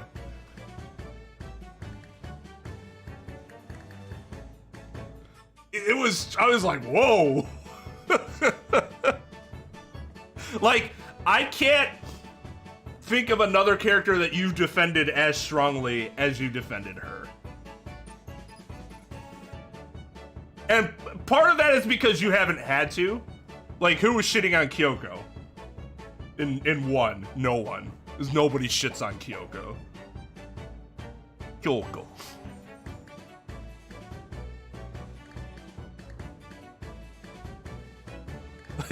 You love one AI and suddenly no one wants to lend you their laptop. I wouldn't give Hifumi my laptop for all the money he had.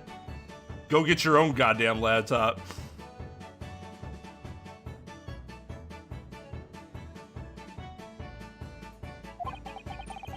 Only all good news canceled out the bad.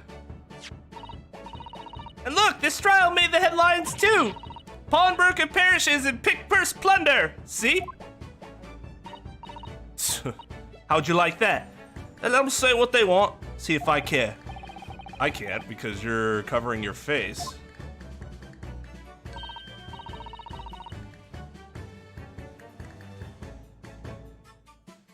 I don't know. Maybe it was because she was being attacked that that you came out so strongly.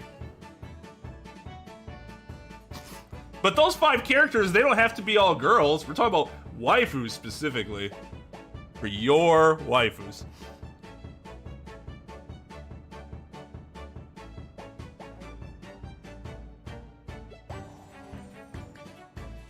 Yeah, Jake.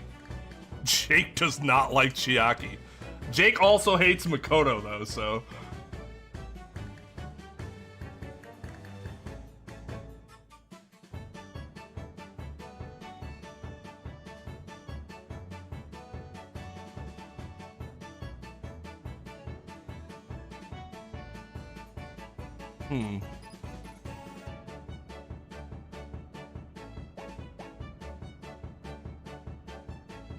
Oh, I agree.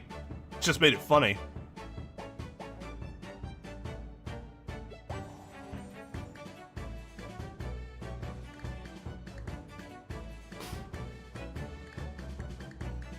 Don't worry, Bruno will soon show everyone that this headline is nonsense. I will? And then in tomorrow's papers, the headline will be "Discharged diver is dauntless do-gooder." Isn't that right, Bruno? Oh, yes, let's hope so.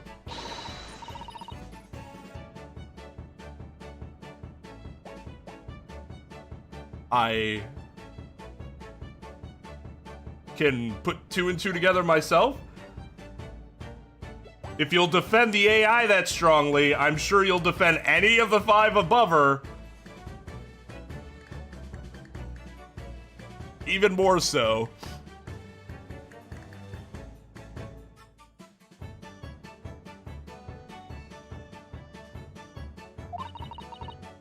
How was that? I was trying to sound like Susie. Did it work? Did it? It's like she was still here.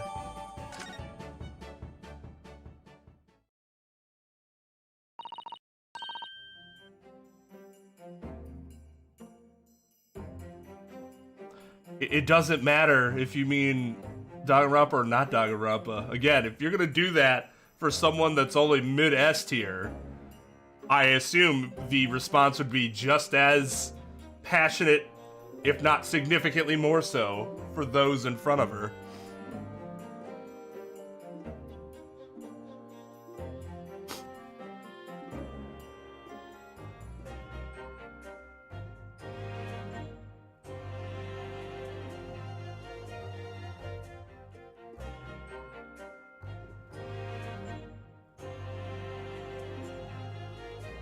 Yeah, that's fine.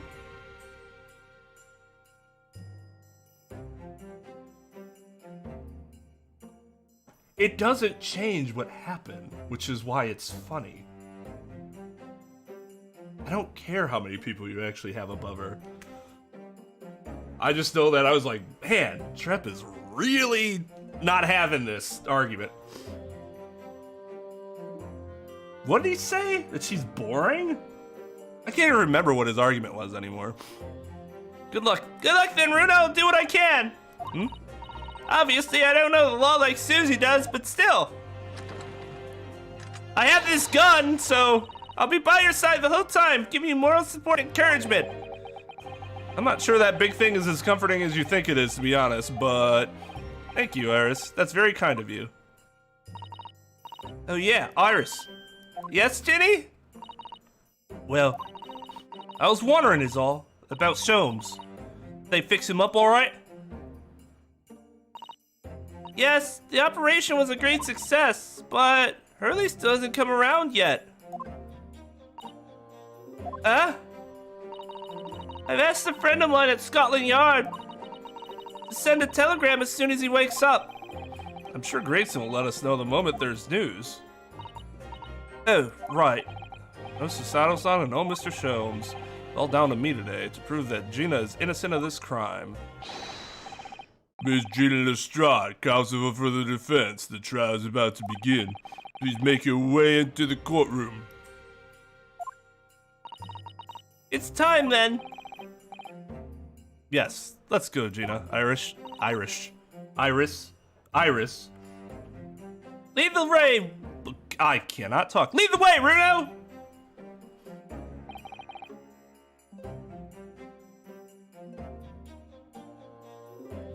Poor Gina. She's trying to put on a brave face, but I can tell she's worried and scared. I have to believe in her from start to finish. So that's the weapon that will secure our victory here.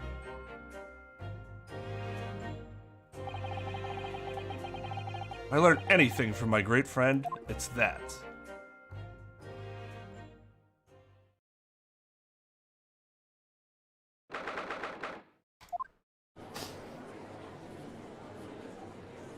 Let's go fighting Iris! In the name of Her Majesty the Queen, I hereby declare this court to be in session. This trial shall determine the guilt or innocence of Miss Sheila Lestrade.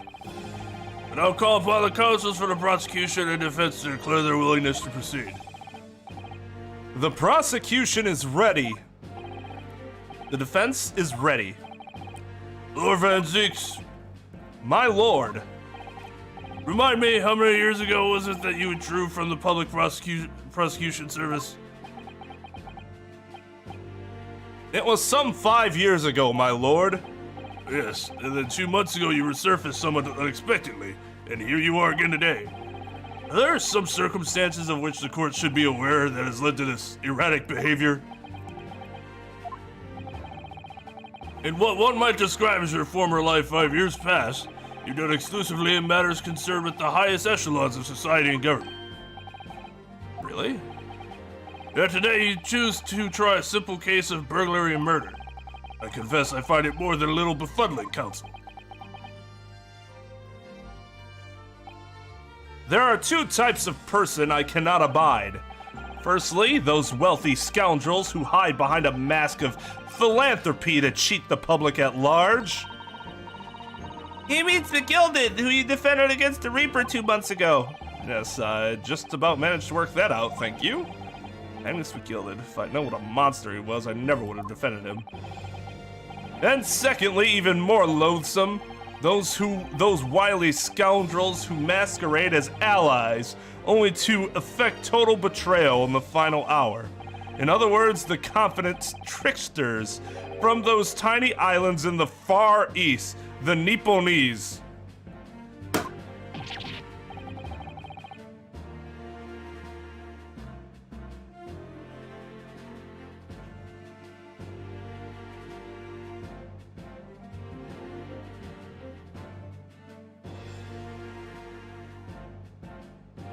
Wow! He just said, I am a racist.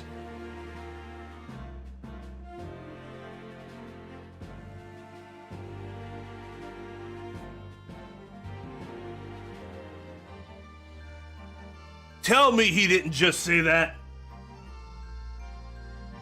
Tell me he did not just say that.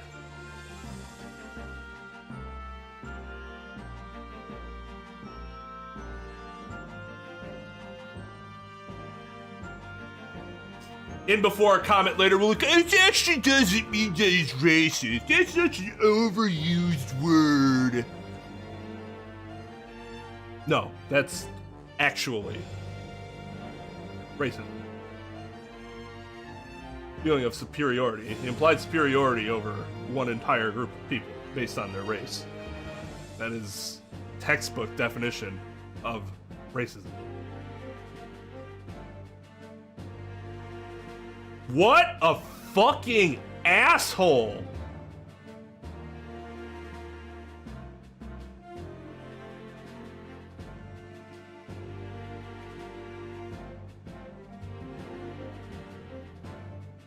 Well, that's exactly it. You can say it's an overused word all you want, doesn't mean this isn't racist. It is. But people just like to use that argument now as an overused counter argument where it's not even applicable. You just say that it's just an overused word. Yeah, that's actually technically correct here. Get over your insecurities. Because you're probably racist. The only people that get so up in arms about the word are the people that have insecurities about it. Typical non-blood drinkers.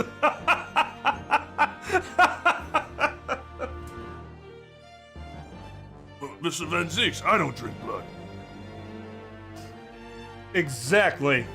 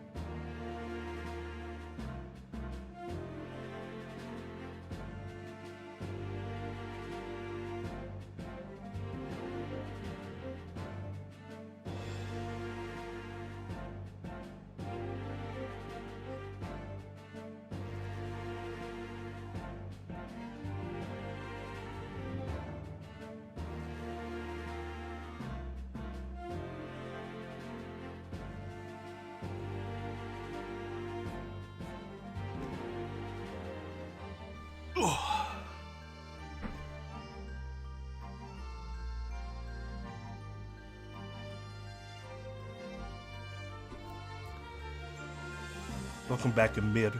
Emir.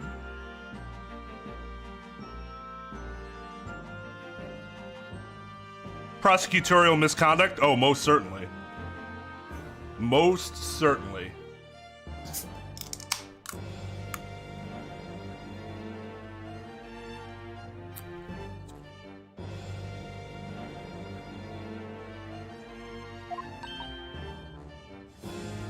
He means you now, Runo.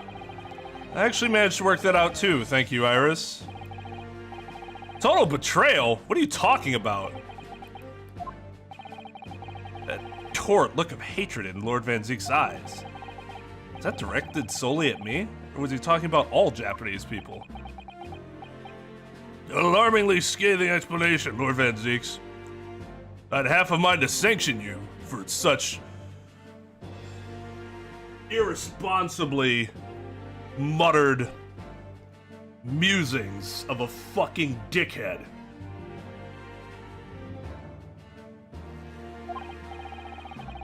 Still, the judiciary welcomes the return of the so-called Reaper of the Bailey, feared by all London's malefactors.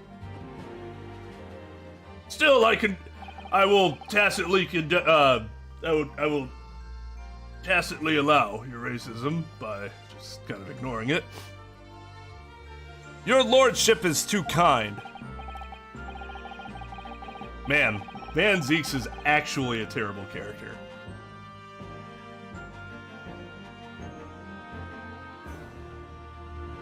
Like, he's not, like, bad in, like, that good way. He's just an asshole.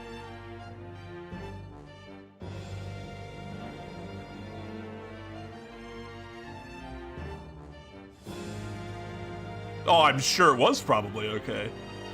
Judge is probably sitting there like, yeah, I agree with you.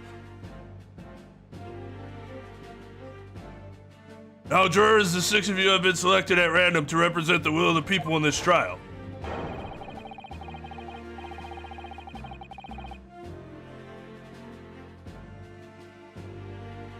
Imagine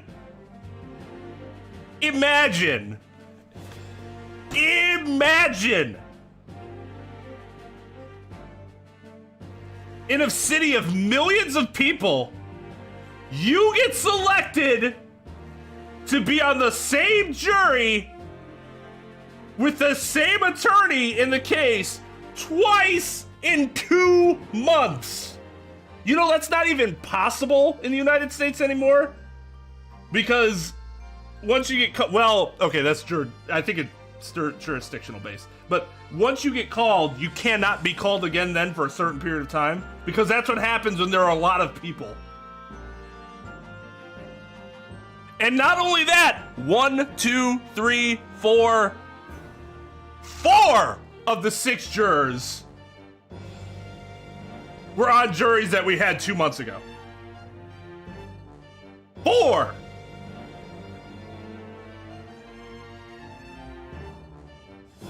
Yep, gotta be Loving County. This isn't actually London at all. It's Loving County, Texas, where there's only like 40 people.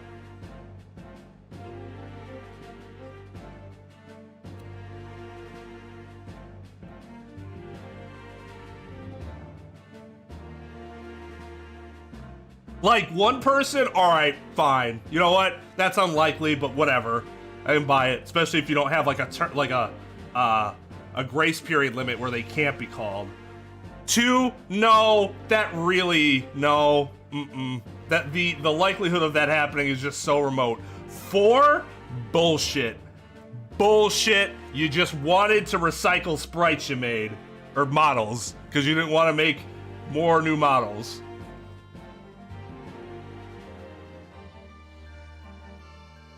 Are you ready to hear the evidence placed before you and determine the guilt or innocence of the defendant? Also, I mean, this should seem obvious, but he would not be allowed to serve. Given that one of the attorneys outed his fucking wife as an accidental murderer and domestic abuser.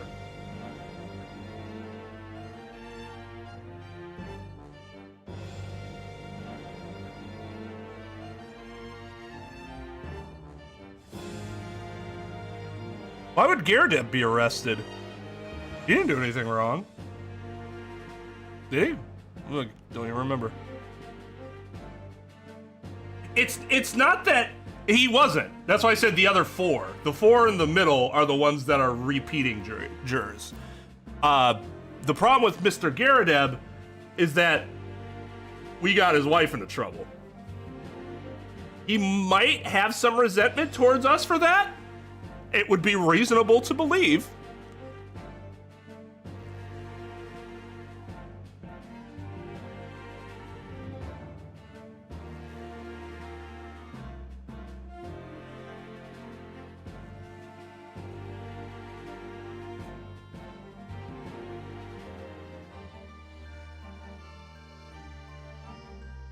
I thought the third guy was the same guy that had the hat in the last trial in the middle. He has that same fucking blue-eyed smiley face where he's just like, oh, I just can't. I'm just the ever optimist. So it's a different guy. Okay. They look exactly the same, except the attire is different.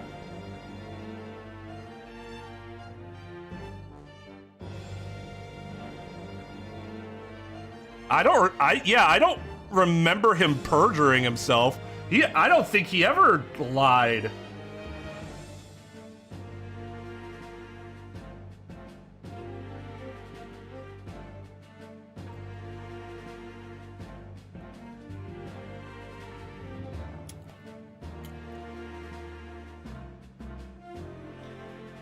Yeah, bringing Goodger back would make me happy. Well, okay, I like the maid. Even though she's super biased towards filth, as she would call it, she was very reasonable in her evaluations in the last trial.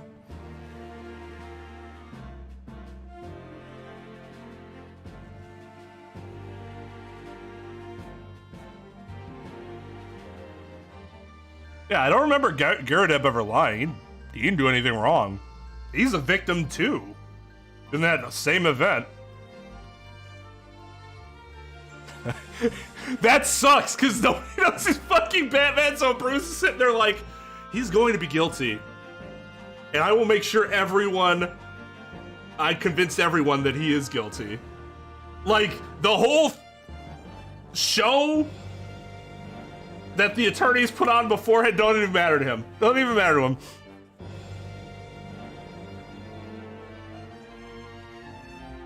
Yeah, her problem is that she just wasn't... She was like, logical, but didn't explain why. She just likes saying that things are logical without actually explaining the logic behind it.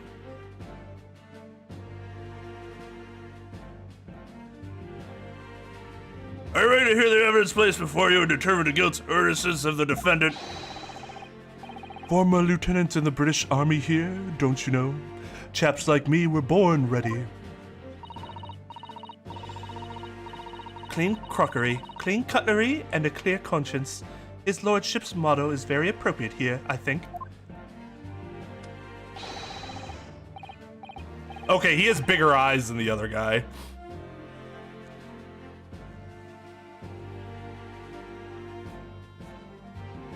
I don't even know.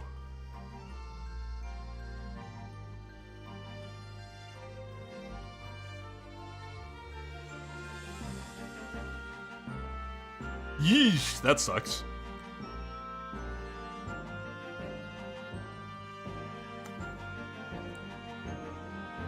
Everything will be stereoscopic in the future. Absolutely, absolutely everything.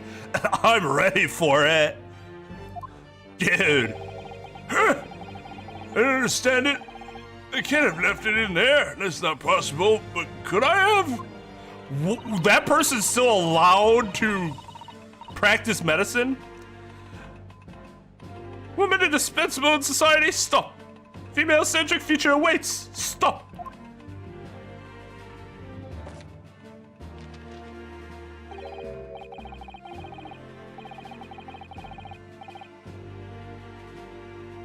Isn't that dude from Russia? He's a criminal. Wait, why is he even serving on a... Is he an English citizen? He would be able to serve?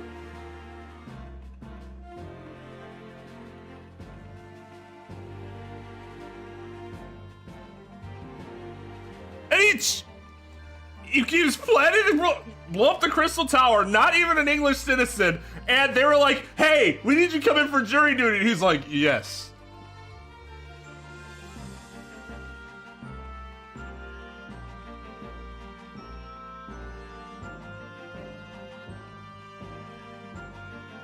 Good day. I am wishing London for... I am wishing... Good day. I am visiting... Wait, why is he saying it with the W? Good day, I'm visiting London for sightseeing. I would like to take bus to Crystal Tower, please. Why is he... Okay. Okay.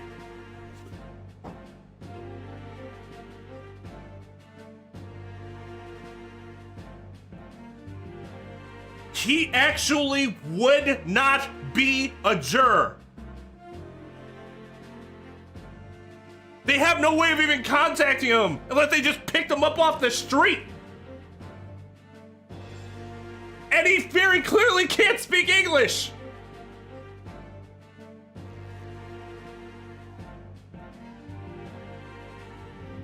This is actually impossible.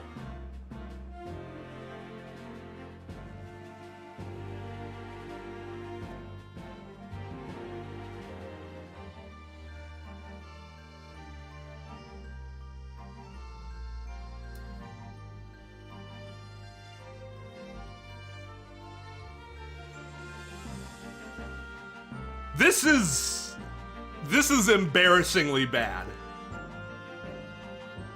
From a lawyer's perspective, this is inexcusably bad. It is actually worse than all of the complaints I had about the jury prior to that. All of those other things are way more likely to actually happen than this. Because this actually would never happen. As a player of the game, it's hysterical because this dude just said, please take me to Crystal Tower. I want to blow it. I want to sightsee. He literally is asking the court to... Oh, God.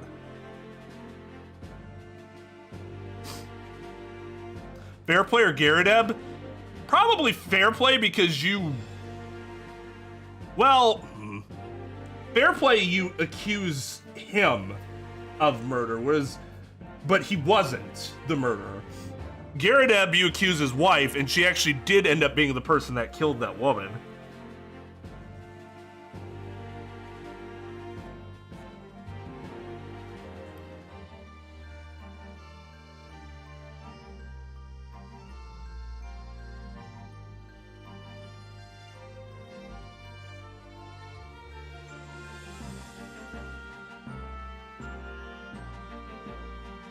Oh yeah, she didn't die. She very badly hurt. Very badly stabbed.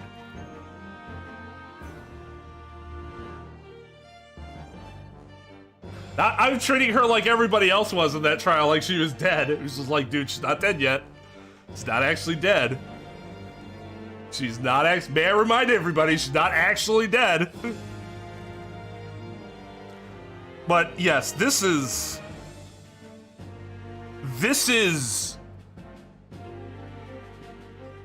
There are some things where it's like, that's implausible. That's so implausible. It's hard for me to believe it. This is actually unbelievable.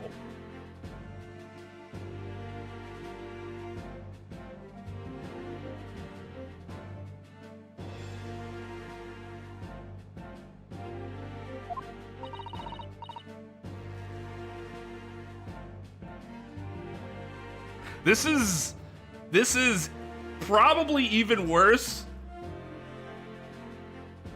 than having the flakiest judge in the history of planet Earth and then making the dumbass claim that He always gets his verdicts right that they cannot possibly verify.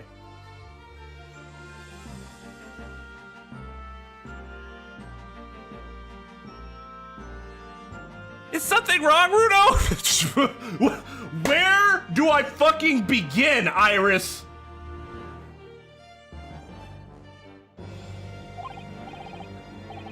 Oh, not exactly. It's just... I'm fairly sure I recognize these jurors. Almost all of them, in fact. Except for the one in the middle.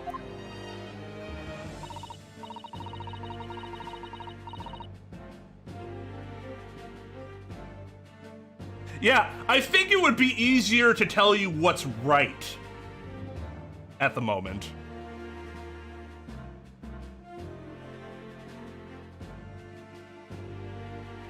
Really? Funny coincidences like that do happen from time to time, don't they? One, maybe, but 5? And one that's actually fucking impossible! Oh, God, I'm so triggered. I am so triggered. It's just a game! Yeah, well, if you wanted real lawyer reacting to something that was just a game, then you're in the wrong fucking stream. Go watch a non-lawyer play it. And watch them go, that's so funny!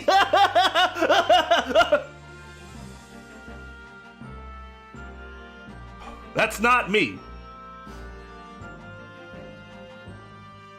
Congratulations!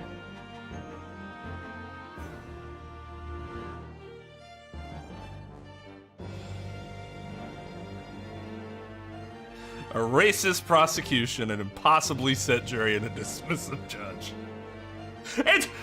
And the judge is the best part of all that.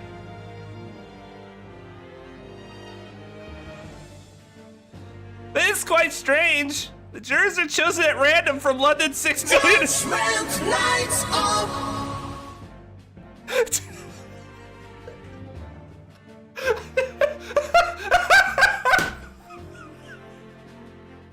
The game is telling you that it's actually unbelievable.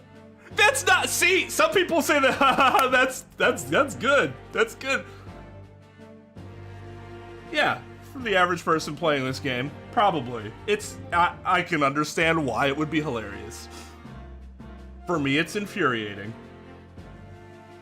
The Ace Attorney series has pulled off a lot of things where I'm just like, yeah, just roll with it. It's a game, you know. Whatever. Gotta enjoy it. This is where I draw the line.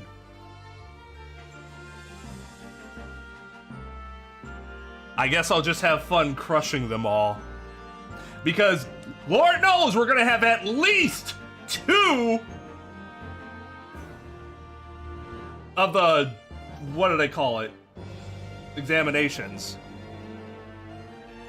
But it is quite strange. The jurors are chosen at random from London's 6 million inhabitants, you know? And definitely not from any tourists! So I've been led to believe, but something tells me I'm being duped.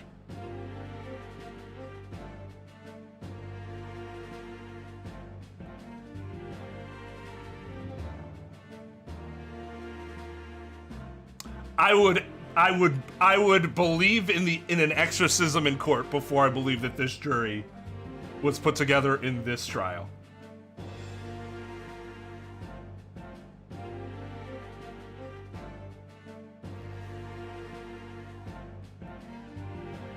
I don't buy game developer laziness as an excuse, as a sufficient excuse ever. Ever.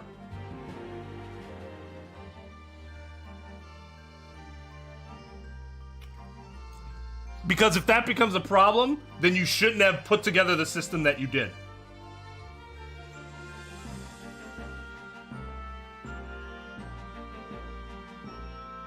It's absolutely laziness.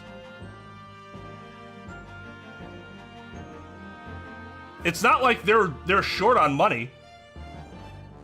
And if it's a budget problem, then you need to cut other things. Instead of just saying, we'll just go with it. That's lazy. That is lazy.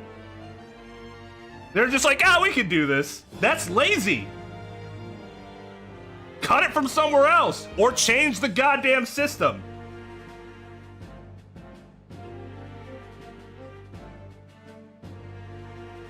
Again, if it's a budgetary problem, then this system should never have been implemented in the first place, because this is absolutely stupid.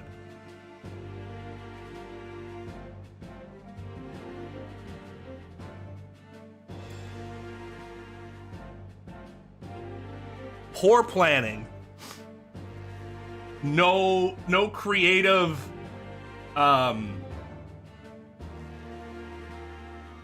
solution other than just reuse them, including that fucking tourist who's escaping from Russia.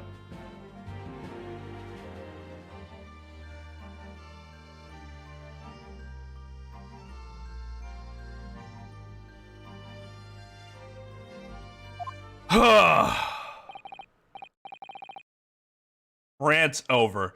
Very well. Now, Lord Van Zeeks, the court calls upon the prosecution to introduce the facts of the case. As you wish, my lord. Allow me to begin with a word of warning to the ladies and gentlemen of the jury. In short, there has never been a more self-evident case of cold-blooded murder. I too love conclusory statements. The victim, Mr. Pop Windybank, proprietor of a pawn shop on Baker Street, was shot from behind and died instantly.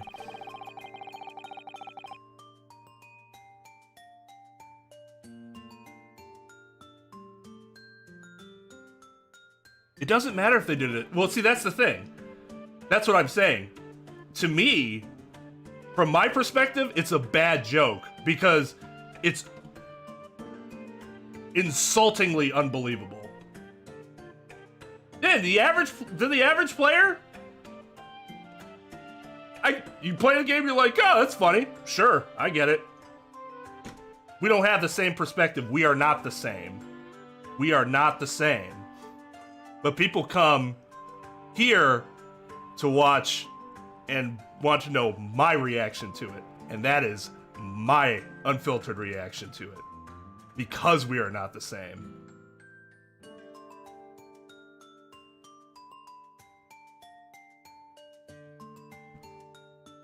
Whether it's budget or a joke, from my perspective, it's fucking horrible either way.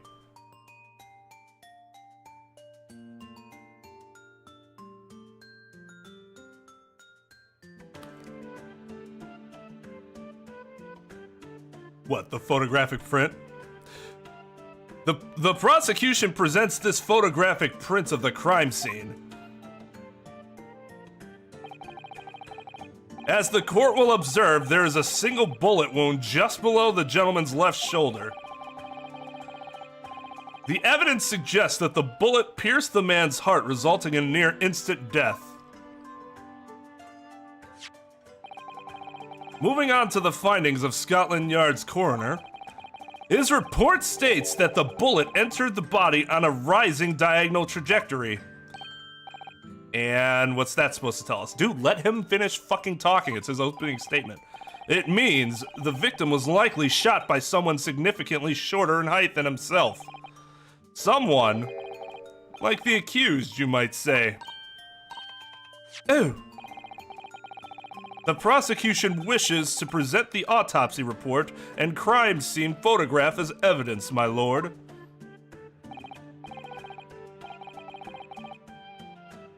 Indeed, the court accepts. Add them to the bailiff, please.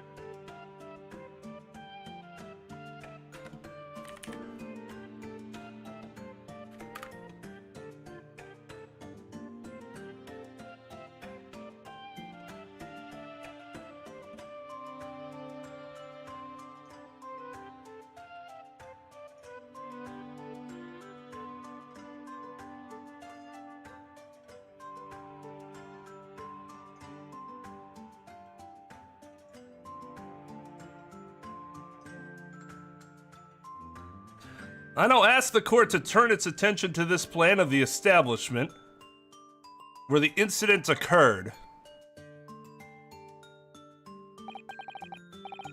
The proprietor was found in the storeroom where he kept articles pawned to him.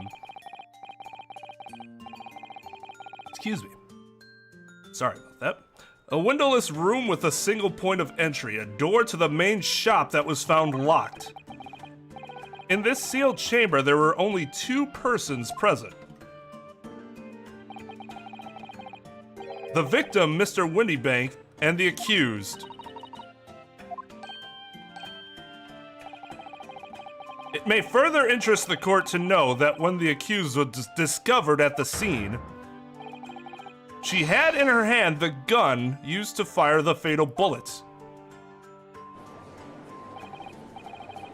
Well, that's that then, isn't it? Nothing more to say? Isn't that grubby little girl? She's one of those filthy drabs that live in the slums in the East End. Oh well. It's only a matter of time before she got blood on her hands then. What are jurors waiting for? The girl's guilty as hell. We can't jump to conclusions here. We mustn't assume her guilt because of what she has to do to survive.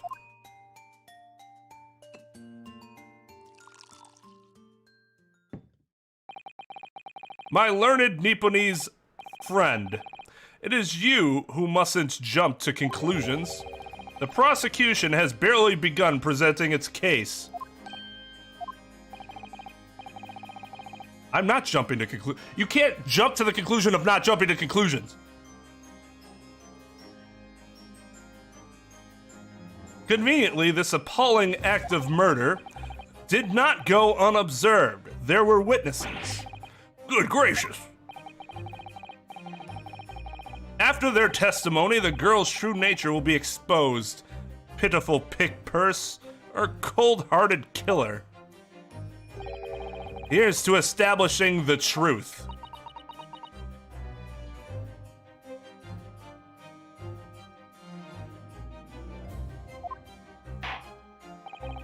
The court will take the floor plan and firearm into evidence. Hand them to the bailiff, please, Lord Van Zieks. At once, my lord. This isn't good. I feel like the mood in here has turned very gloomy all of a sudden, Runo. I think that's because it has.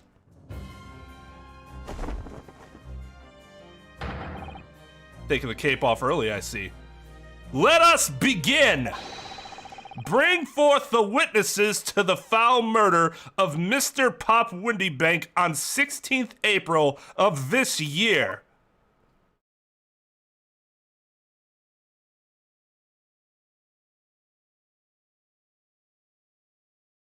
Those aren't real people. Witnesses, state your names and occupations for the court. These aren't real people.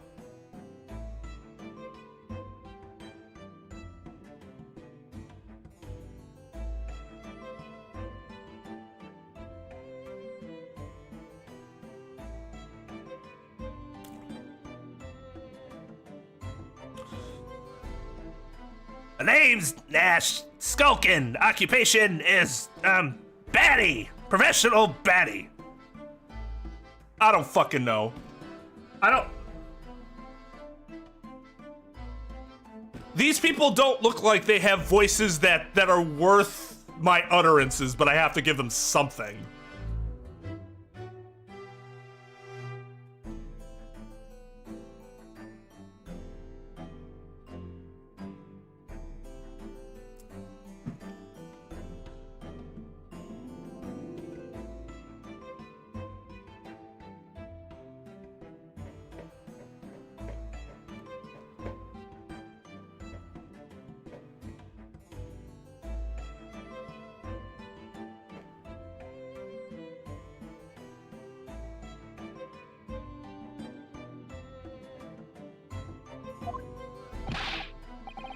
Name's Ringo Skulkin. Occupation's same as him. Tobias Gregson, Scotland Yard Inspector. That's right. We're what they call The Stray Culkin Brothers! What?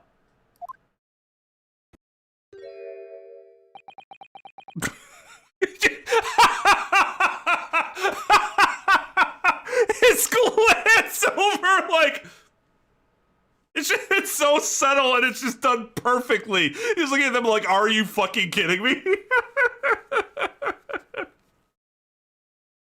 Oh, God. What are you looking at me like that for? Don't let me in with you lot. God blimey, that's cold. Don't you know what we're going through? It's our older bruv. Lost contact with him we have, and we've scoured every shady corner of the capital. So there's your answer. My Mario isn't very good. It's a me. And then last night we come across you, the very spit of the bloke. Ain't that right, Ringo? He is, Nash, he is. A very spit of him. So we decided there and then what we was going to do. Oh, God. So we decided there and then oh, God, that is a sentence and a half. So we decided there and then what we was going to do. We was going to call you...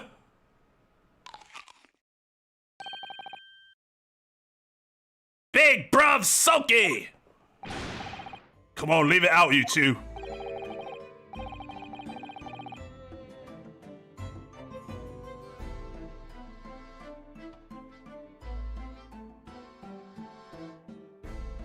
Sulky Skulkin? And that's before he's run out of chips. Well then, Inspector Sulky Gregson. Beg your pardon, my lord, but the name's Tobias. What I would like to know, Inspector, is what you are doing on the witness stand. The Skulkin brothers are currently under arrest, my lord, on suspicion of theft. And shooting someone! How are they not charged for that yet?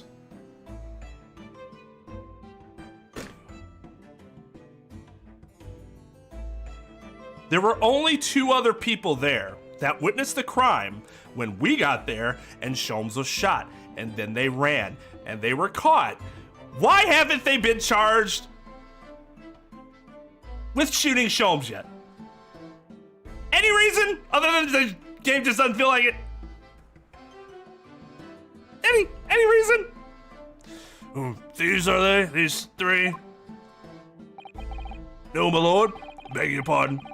But please don't lump me in with this lot.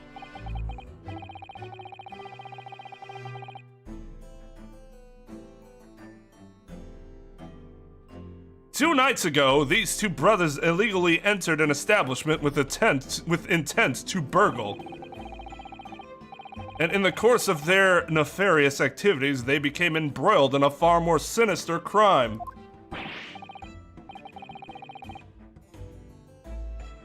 They threw their gun in shock, and the trigger got latched on a string that pulled it and fired at Sholmes, obviously. That's why the string is in custody.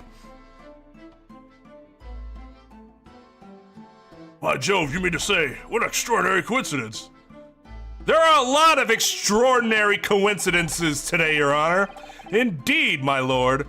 While attempting to burglarize the pawnbrokery, they witnessed its proprietor's murder.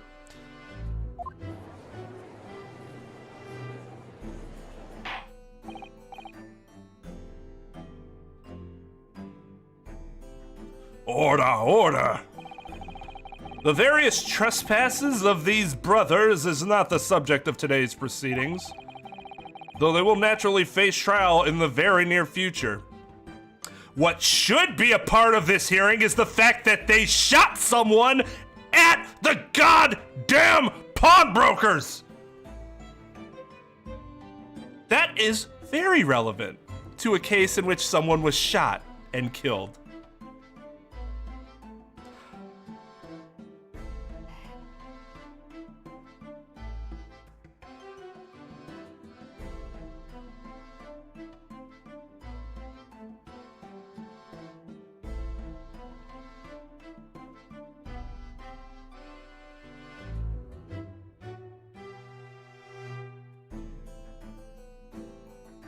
this work.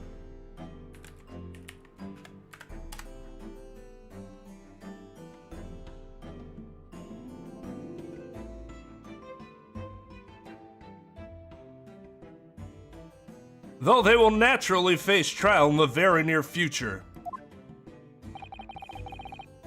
Your lordship's permission, I'd like to remain on stand to keep these gents on the straight and narrow.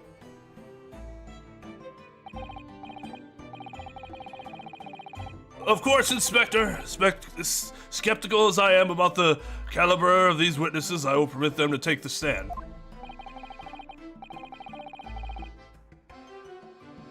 It's a mechanical keyboard. I don't remember what brand it is. I have the box, I think, still.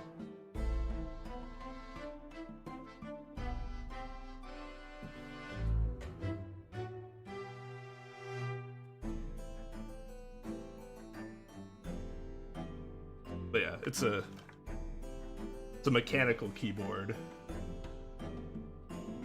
All mechanical keyboards have that nice, hard tap sound to them.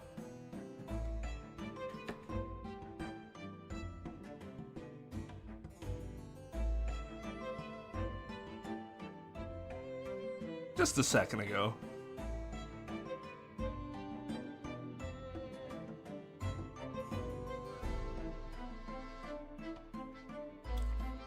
Seemed like they'd be fun to assemble.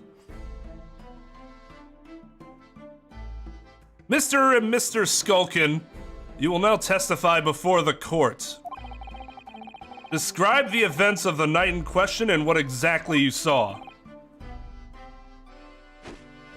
Happy to. 'Cause a Skulkin's never skulkin'.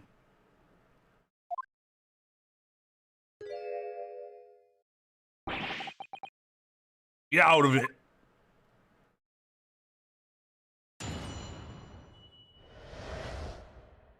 Like, the shtick's really interesting because, like, them two, like, everything they do is trash so far. Like, I don't find them interesting at all or funny. But when you add the inspector in, it's hilarious.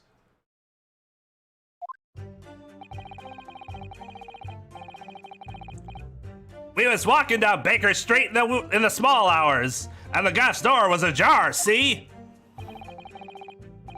It was like some kind of sign begging for us to go in, it was. Once we got inside, cord blimey lummy, we heard a gunshot from the back room. We went to see what was what, but the door was locked from the inside. We never done nothing, governor. We never took nothing. We just left after that, nice and quiet. That's a goddamn fucking lie, and I can't believe Gregson just sat there and let them say that.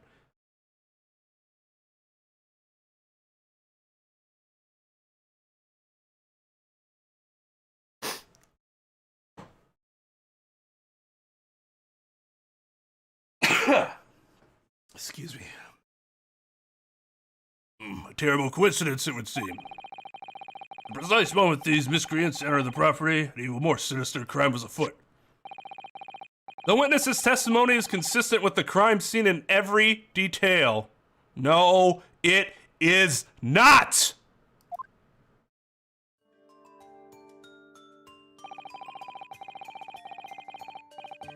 How about the shot? The bullet they shot that hit the fucking wall!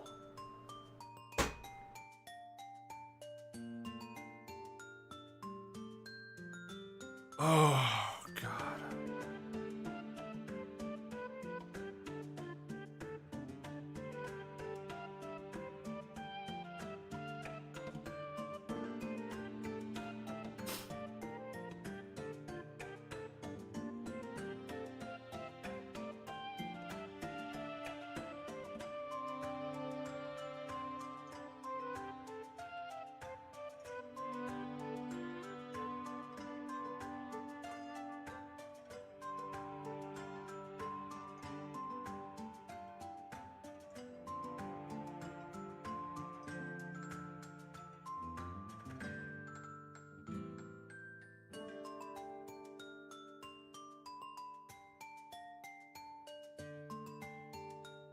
try to get myself back into a positive headspace so that I can go back to enjoying the case, which I was before we walked into this courtroom.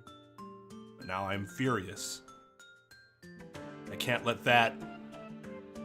If I'm not gonna like it, I would rather just not play it at all, and we know that's not gonna happen. So let's go back to positive headspace.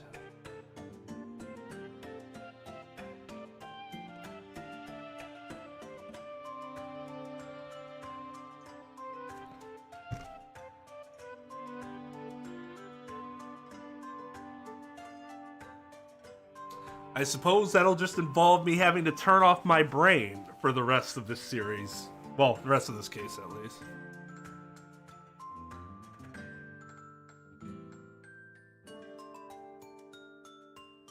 No, I don't want to look at... Susato part's just gonna make me sad.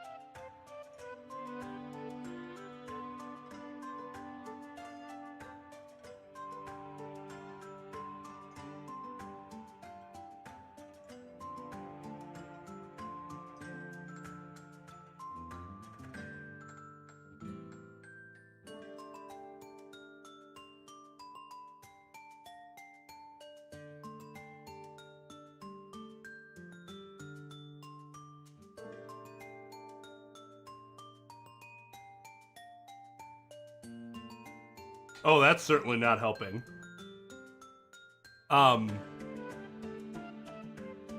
So my wife works about 40 minutes away, and she's on call. She was on call this week. She works at a hospital. I told you she's a nurse. When you're on call, you have to be within a certain range of the hospital. So the weekends she's on call, she goes to stay at her parents' house because her parents' house is within that radius or whatever, which our place is not. And so she took Lucy with her to spend time with her grandparents. So since Friday morning,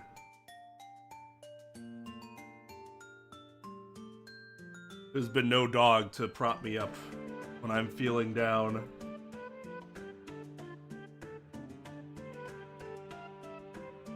Yeah, no, Lucy would be fantastic right now.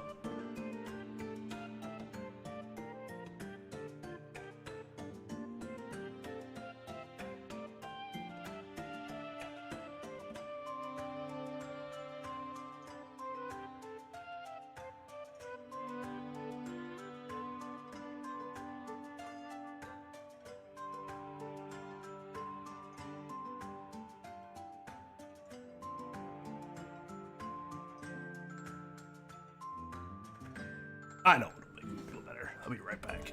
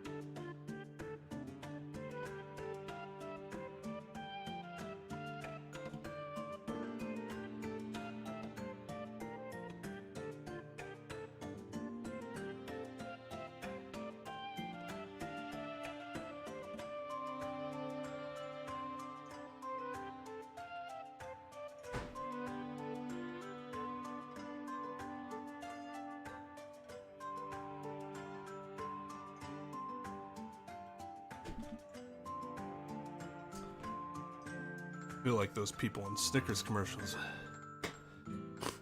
You're not yourself when you're hungry. Except I don't have a Snickers. But I do have a hot Polish sausage.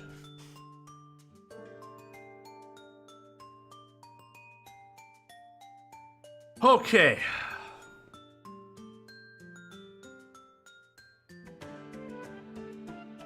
The door providing access to the storeroom from the main shop was indeed locked from the inside, and within only the victim and the accused were found. I must say it does appear to be an overwhelmingly simple case.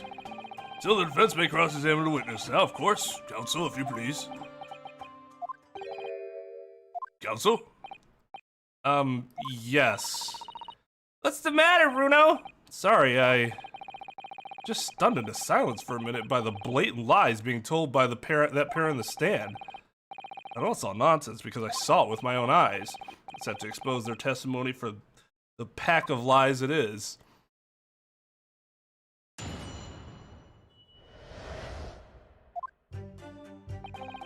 What we got on the record? I don't even want to. I want to get through this and.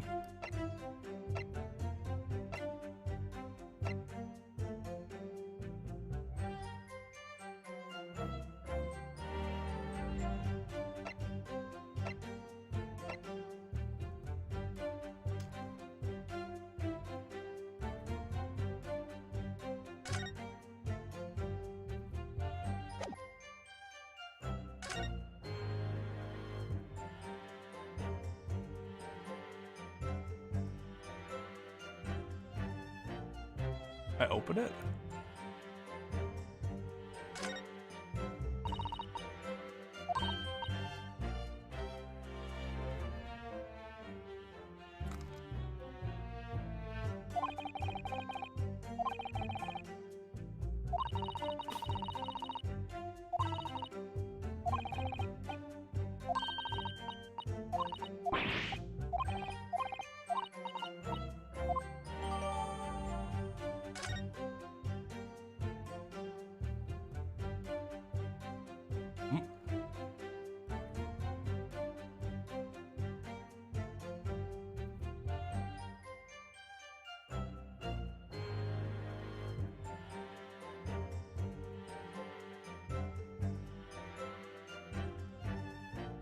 No news about Sholmes getting shot. That's kind of interesting.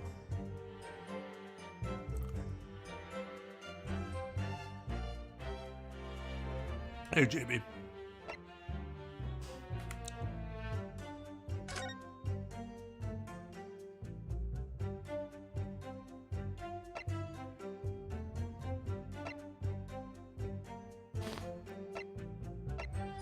Ah, yes.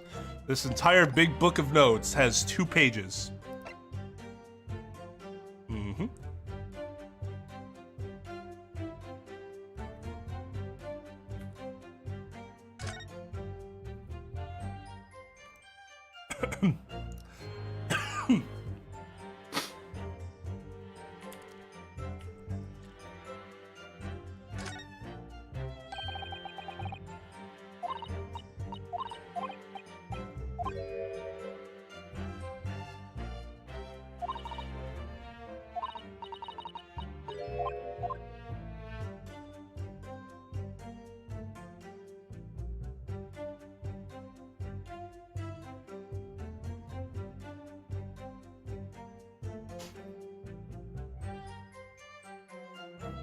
Ooh.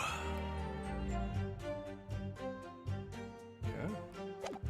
Wait a minute.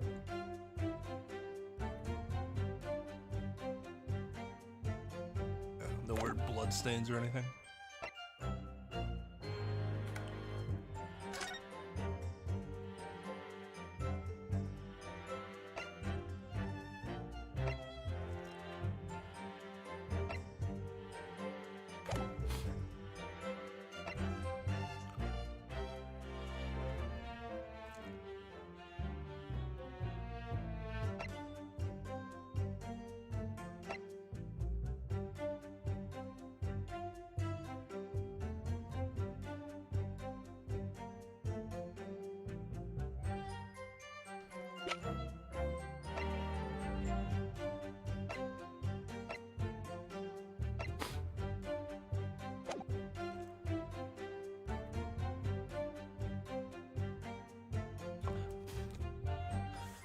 Whew.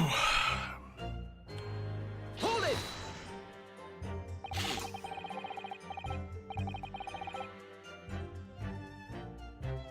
The front door of Winniebank's was ajar, you say? What time of night was this?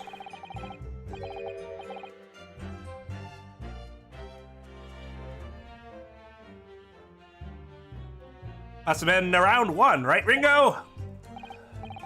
Yeah, I'd say so. Right, right, Sulky? How would I know? Place would have been shut at 1 in the morning, just like every other shop in town. Oh, it's pitch black inside, it's true. Ain't that right, Ringo? I'm not so sure, Nash. I seem to remember a little light burning inside. What about you, Sulky? The old mucker? Leave me alone.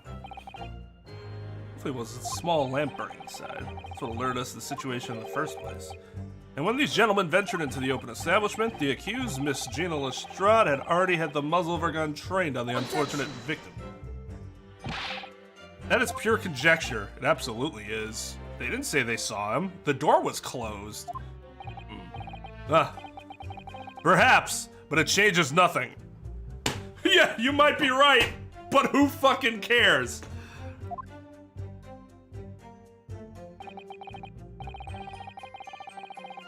God, if I said that in a courtroom.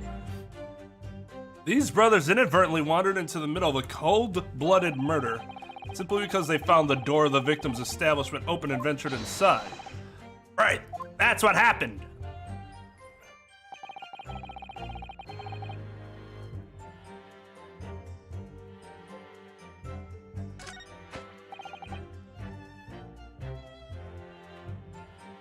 Hold it!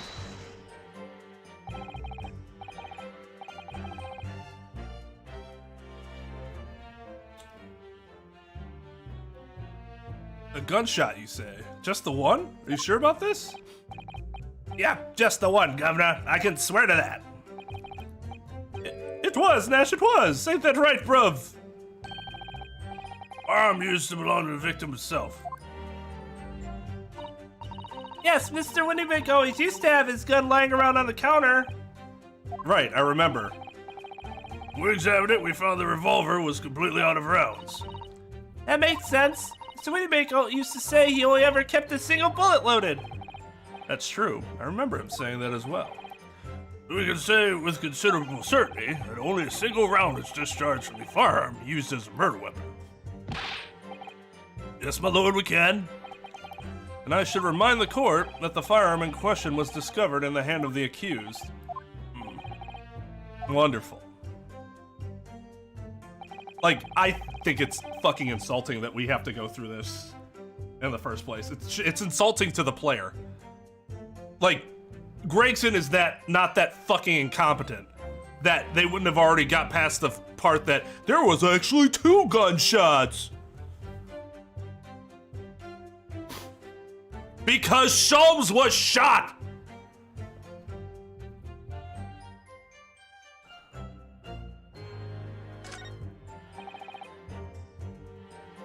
Hold it!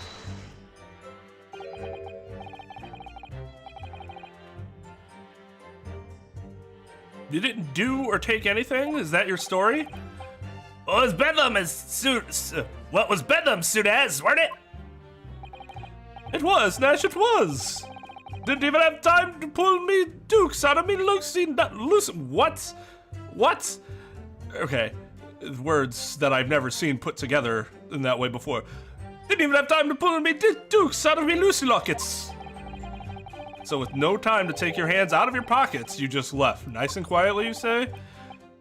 That's right, Governor. Nothing. We ain't more than violence, peace-loving nibblers. We are, not bludgers. We are, Nash, we are. Never even pulled me dukes out of me Lucy lockets. So you'd clearly like us to believe. Come again? As you fled from the pawnbrokers that night, did you not run into anyone else And did you not fire a gun at that person? Saints alive, they fired a gun, you say? Why wouldn't the fucking police have said this already? It is actually insulting that we had to do this. Lie me, Governor. You ain't telling us it was you in the doorway? You ain't telling us it was you in the doorway. It was. Why the bleeding Nora? Did you mention that before? You were armed with a gun, and as you fled the scene, you fired that gun at London's greatest detective, Sherlock Sholmes. They shot the great Mr. Sholmes. I didn't hear that, actually. There's a rumor he'd been rushed to the hospital. They're not funny, though. Like, they're not funny at all.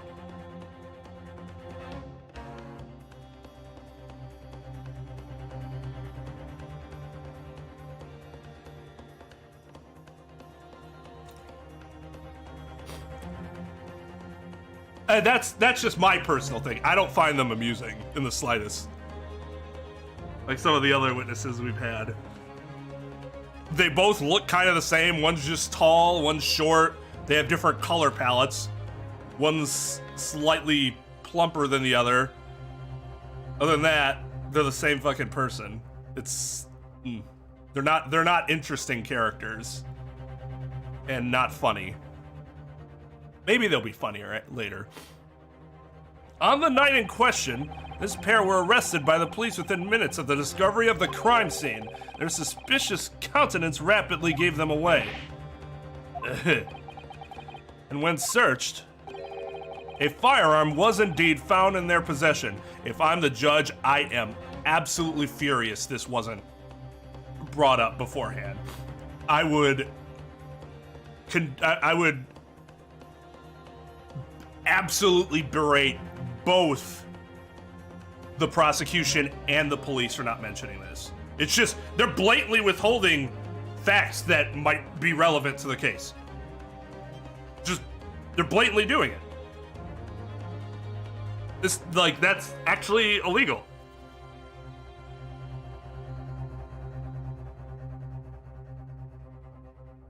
Police just can't mention that.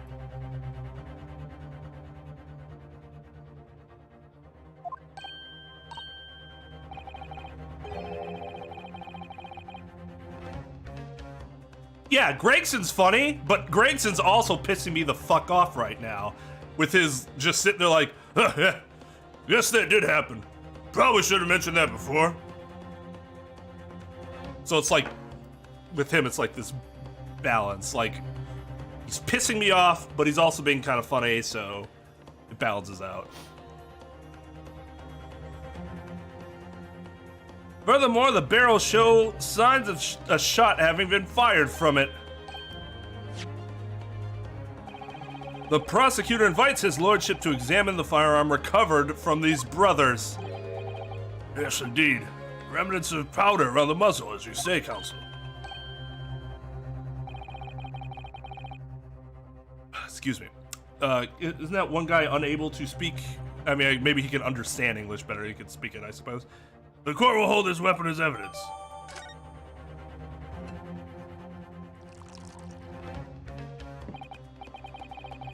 Now, my learned Nipponese friend.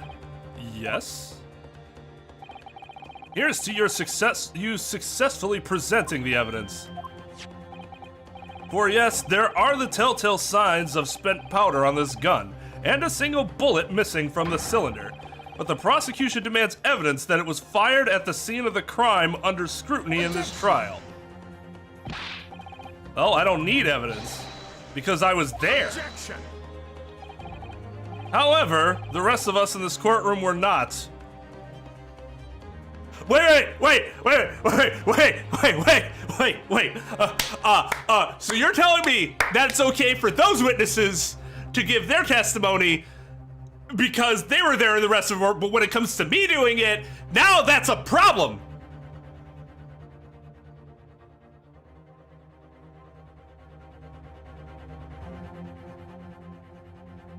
Do we not see how that's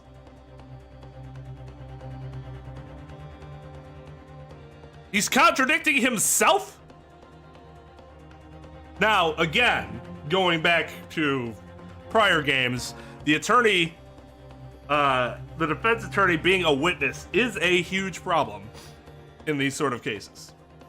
Not that it's something that would, it's impossible to overcome, but it is a problem.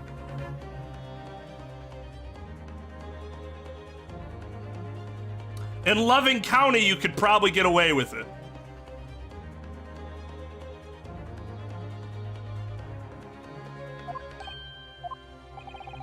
If the defense fails to provide evidence in support of his rash claim, we shall have no choice but to toast your incompetence and move on.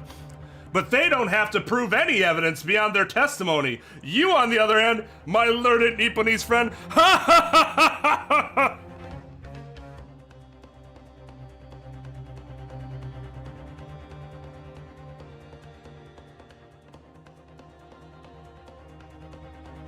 This is the most dog shit written court scenario in the entire series so far.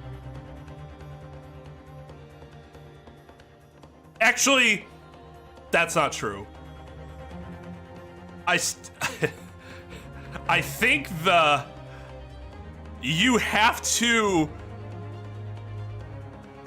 It's your job as the defense attorney to expose any lies, including from your client, on the stand, is actually the single most dog shit thing written in this entire series. 'Cause that makes absolutely no goddamn sense. But this is close. Evidence that these two fired the gun before they left Windybanks that night. The court demands that all claims are affirmed with clear proof. What evidence shows that these witnesses unloaded a firearm in the pawnbroker's shop that night?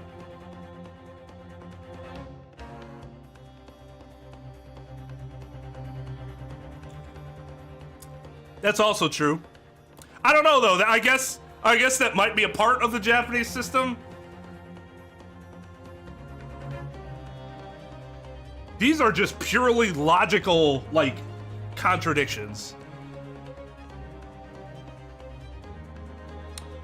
At the time, they thought it was a blind child that used a high caliber gun that probably would have dislocated his shoulders after shooting it the one time.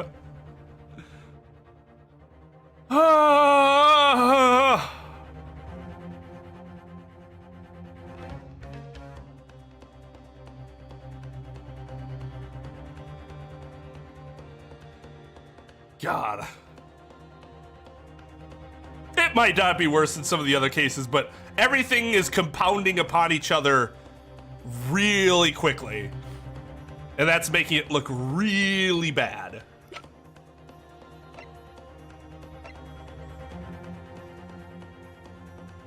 Do we have the bullet?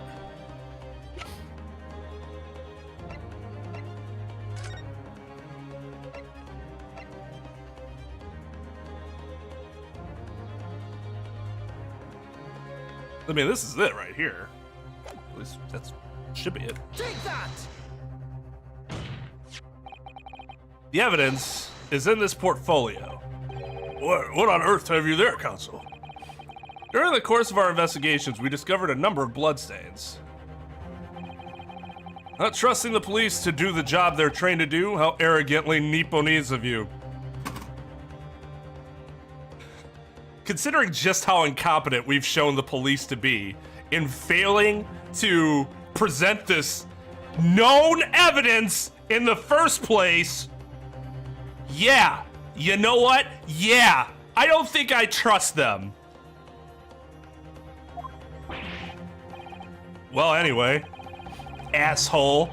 We analyzed all the blood samples we found and recorded the results in this portfolio. The problem with Van Zeeks is, like, he's not even unlikable because of, like, interesting character traits. He's just a fucking racist.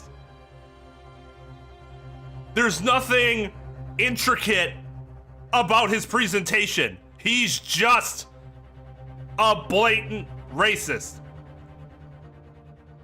He sucks. He is horribly written.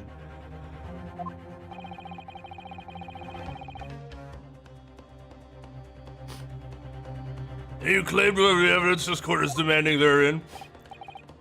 Yes, my lord. No more dallying then, counsel. Present the pertinent evidence at once. What do you have in your portfolio that proves these witnesses unloaded a firearm at the scene? Oh, yeah, this one. Take that!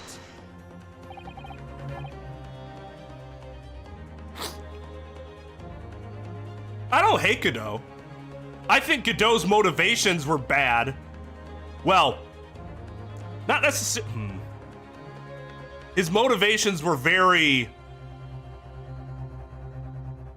They were eye-rolling. But he was at least an interestingly written character with intricacies about him and like his personality in general. He didn't just rely on ad hominem. As bad of a prosecutor as Godot was, he didn't just rely on ad hominem to... What? I counter his point. What does he do? Ah, well, you're Japanese, so you're an idiot. That's all he does. That's the first thing he goes to every time. He's fucking trash. What is that? Explain. It's a photographic print taken at Windy Bank's pawnbrokery on the day of the incident. The scene of the crime, is it? Is that a bullet hole? Advise you not to see me. It appears the bullet is still lodged in there. Yes, as your lordship noticed, and apparently the police didn't, or just didn't bother to show your lordship, because that's not super sketchy behavior. The bullet pierced Mr. Windybank's calendar. The date shown behind the 16th of April, the very day of the pawnbroker's death. This occurred at 1 hour after midnight. But this indicates that a separate shot had been fired sometime after the calendar had been set to the 16th. That's right. And while it isn't irrefutable, the defense believes that this is credible evidence that the witnesses did fire a round from their gun in the pawnbrokers that night. Nah!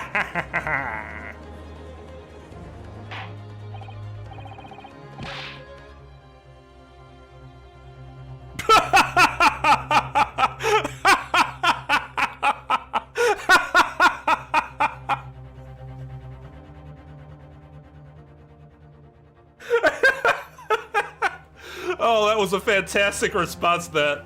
Dog's just like, oh.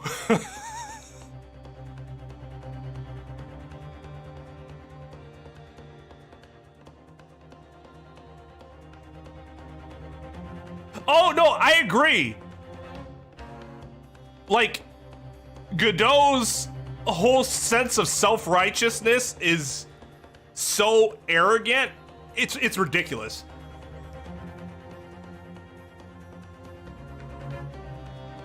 But even though he's not a great person,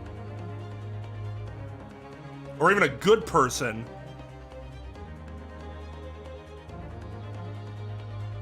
he's still written in a way that makes his character interesting. Van Zieks is not interesting. There is an air of mystery behind why people die after every one of his trials. But in terms of, like, his personality and shit, there doesn't seem to be anything interesting about it. All they've presented to us so far, at least in the way the story's presented it, all they presented us so far is a guy who his initial counter argument to everything is racism.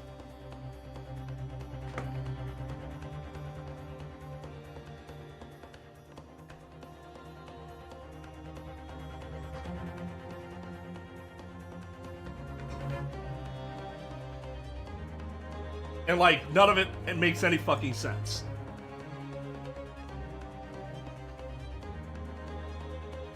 He is very flat. Fair play certainly gave me, I think, the biggest reaction because I didn't realize how ridiculous the rest of this game was going to be. Yeah, but Van Zieks is he is a very flat character, and that flat surface that we do see is really uninteresting. Order, order. How does the prosecution stand, Lord Van Zieks?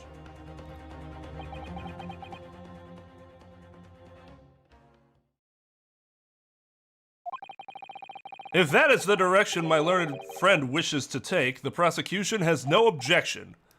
What? But you'll forgive me for flinging my hollowed chalice aside in disgust at the repugnancy it exposes.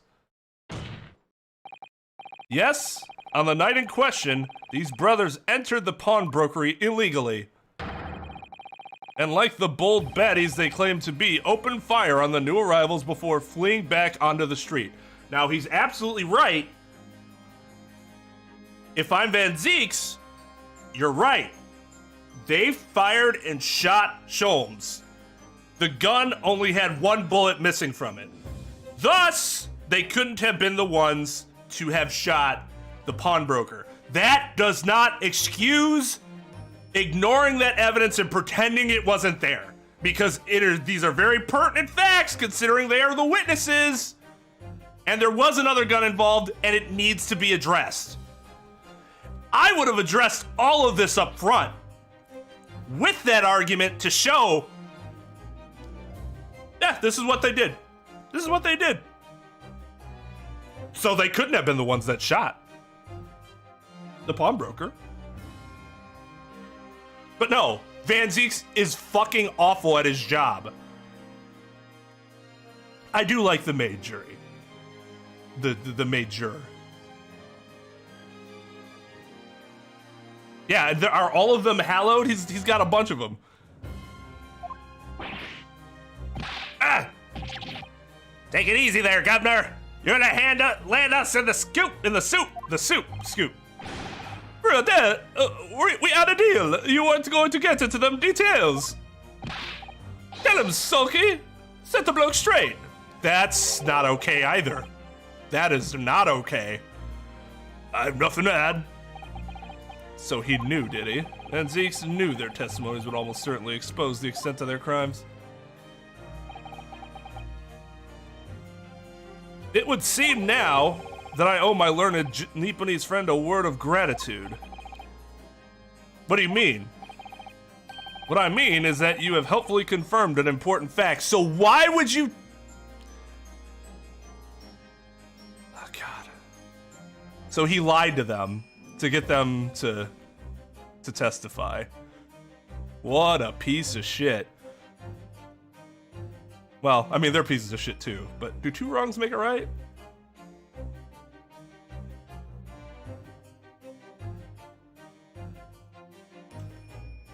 But see, this isn't dramatic. That's part of the issue that I have. This isn't dramatic because we already knew this. I remember this and I played it a week ago last.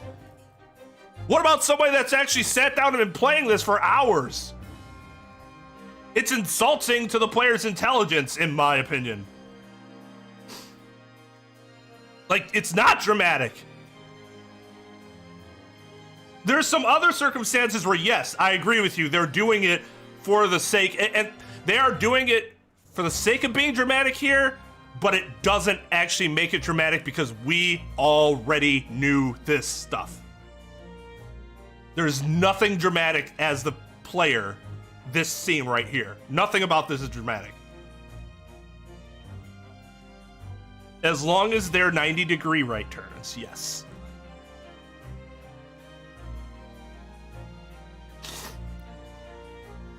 What I mean is that you have helpfully confirmed an important fact.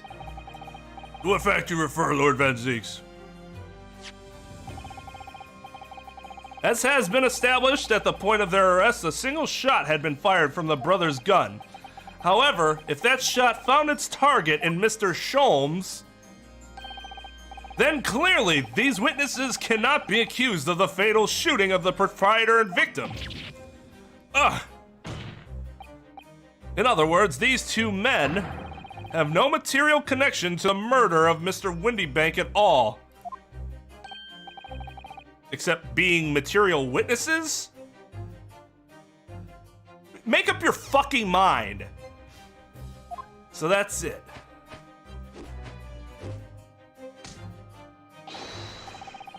That's it. We have nothing to do with it. We did, Dash. We didn't. That's what I reckon. Their crimes include unlawful entry, intent to steal, perjury, and let us not forget, attempted murder. Quite a catalog, eh, fellas? Ah. We're in for it now, bruv. I think you're right. It was probably just worded very poorly. That was not clear at all as to what he meant. They should have done a better job there. You say, oh, it's just localization. Well, we're talking about law, where the words that you say mean a lot. So you actually have to be more careful with shit like that.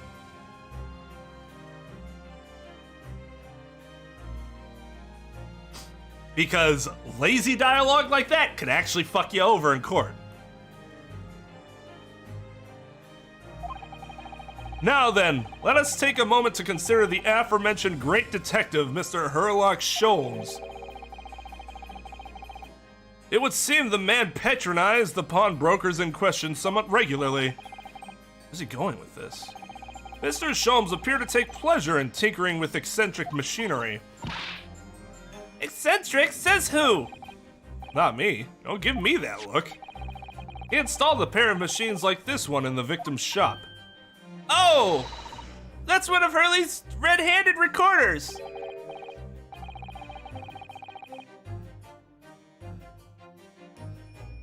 What is that, Counsel? It has the appearance of a photographic contraption. As your lordship has surmised, it is indeed a camera attached to a small timing device.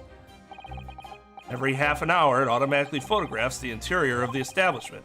The idea being that if a thief were to break into the shop, he would be caught red-handed if he happened to break into the shop during one of those intervals. The prosecution has obtained the photograph taken by the device on the night in question.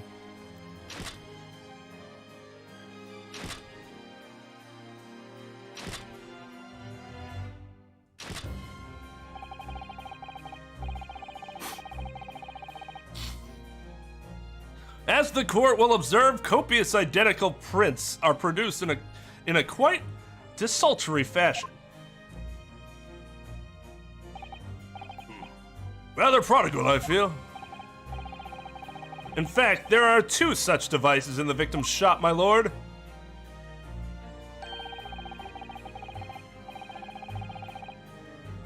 If I may refer the court to the plan of the premises, their respective positions are here and here.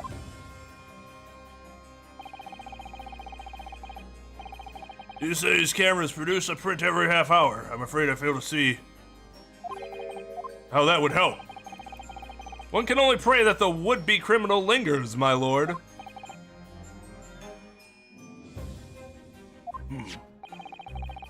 On the night in question, the witnesses currently in the stand were not caught on camera. That's a bit of Friar Tuck, eh, bruv? Wait, no. I don't remember which one is which, because they're... whatever. Lady Luck loves the skulking. Witnesses, at what time did your trespassing begin? Must have been just after 1, right, bruv? Must have been, Nash, must have been. Yeah, just gone 1. In which case, minutes before these brothers entered the establishment, what scene might we expect to see within the shop? Let us examine the evidence. Good lord, it's the defendant.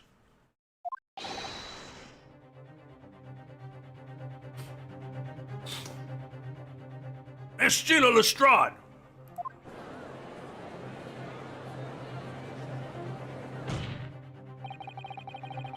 As the court can clearly see.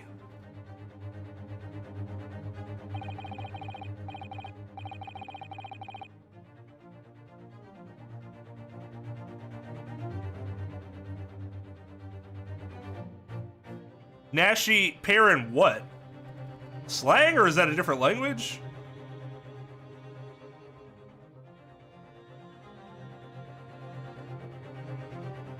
Hey, Scarlett.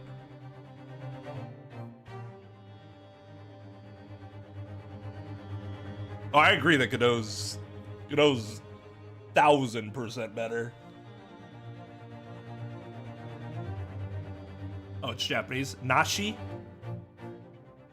and Ringo. I don't think I've ever known any word for any type of vegetable or fruit.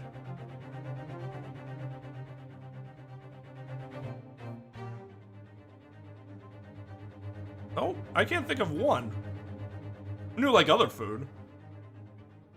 Like, you know, rice and more staple stuff like that. Pear is the most underrated fruit in existence, by the way. I mean, it makes sense. I eat these apples. They're quite delicious.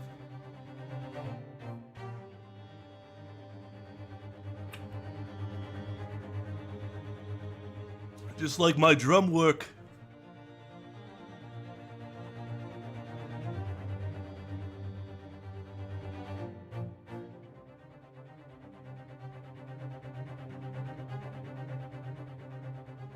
Oh yeah, and I full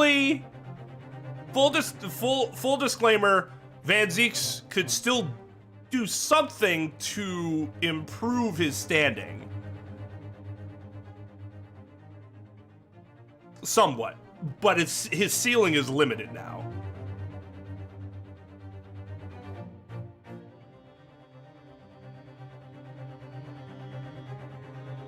They taste bland. What kind of pears are you eating? I just ate an apple. I'll listen to me god awful vocalizing. And also look at me MS Paint artwork that I sell for hundreds of dollars. Thank you, class rep.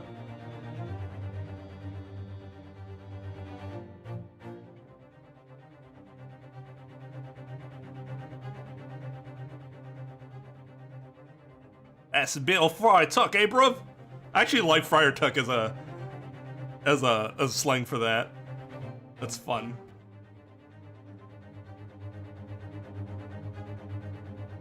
What? Wait, Lynn, what was the other thing where you were like, was it cake? Where you're like, I've never had moist cake. And now you're saying all the pears you've ever had feel rotten?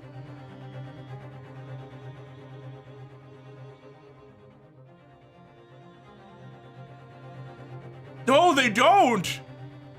As somebody who worked in produce, I can tell you, good pears do not feel rotten compared to rotten fruit.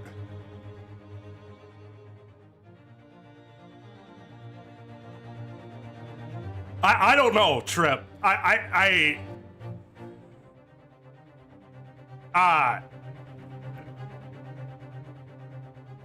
have a feeling that pears must be entirely different based on where you are. I guess not.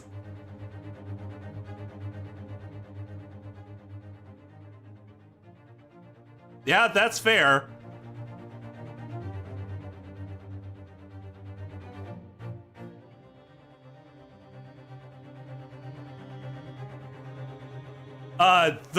The one brother, his first name means pear in Japanese. So that's why, and he was eating a pear. That's what we're talking about.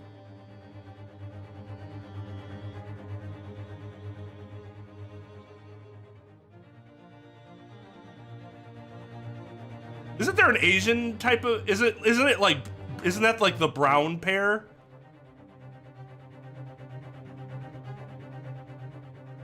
Those have like a thicker skin, don't they? They're good too. They're good too. I like the green pairs more, but the other pairs. Yeah, yep. We're talking about the same thing. Yeah, those are good too. I prefer the green ones, but those are good too.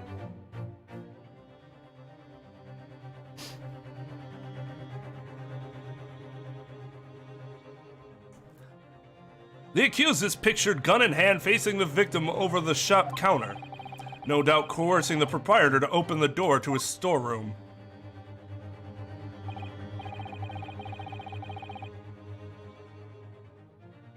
Kinda hairy?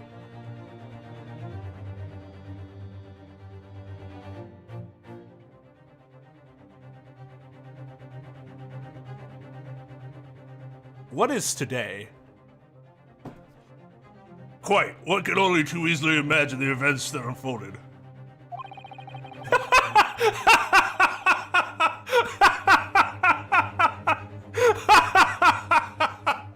I think you're thinking of a coconut. Asian pears generally aren't hairy, though. They're still pretty smooth. Or at least the ones that me and CJ are talking about.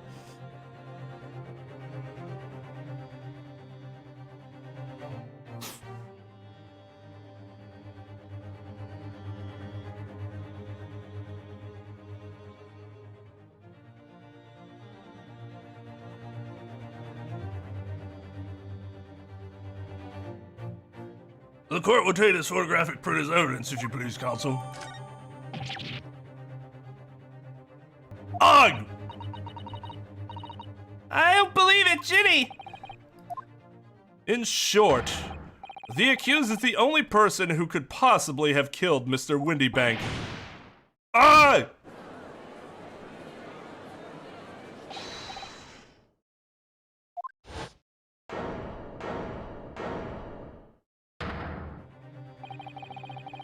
Wonder if I might put a word in at this point? Go ahead, Mr. Foreman.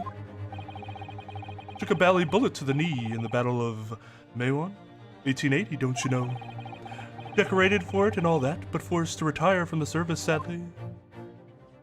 Of course, a medal can never outshine the exploits of chaps like us on the battlefield.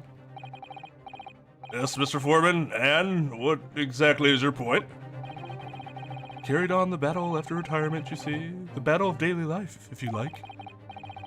Here I am now, leading this small squadron, 6 men, all good and true. No. We'll all go down together, you mark my words. One for all and all for one.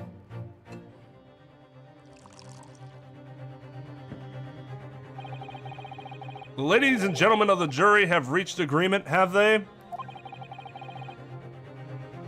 Well, here comes the first summation examination. Great. Is that what we are to understand? Oh, Mr. Foreman, is that correct? In a matter of speaking, yes. That is the Garrettov Squadron's position, sir. What? No, it's too soon to make a judgment here. Status report for the court, men? On the double.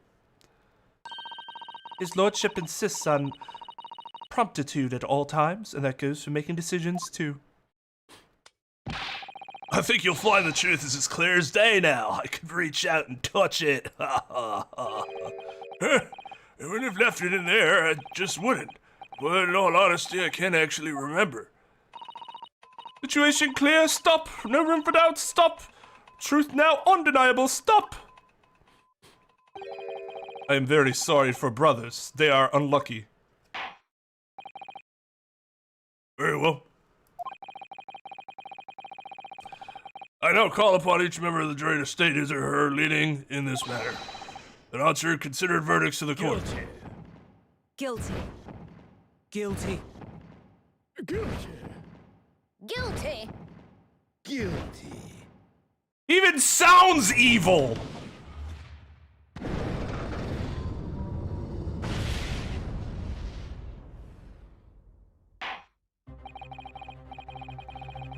Does it indeed appear that the jury is unanimous in its leaning already?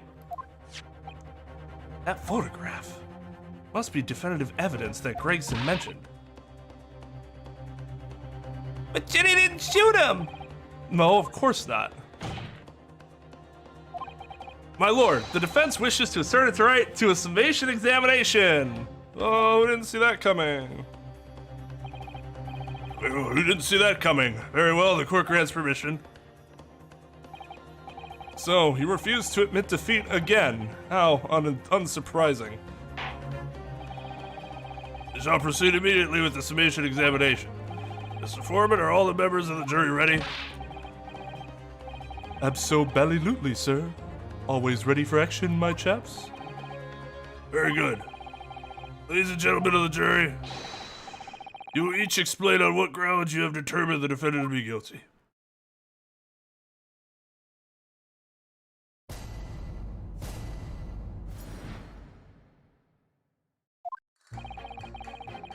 All the evidence clearly points the finger of guilt at this young pickpocketian. As a housemaid, I should like to see all filthy eyesores promptly and rigorously eliminated. I think you'll find that if you look at the photograph in stereo, the truth will just pop out. If I have left it in there, I should think there will be repercussions by now. Mind made up, stop! Global radio transmission, a verdict to follow, stop! In Motherland, we never judge by clothes, judge by head, and I am convinced brothers are innocent.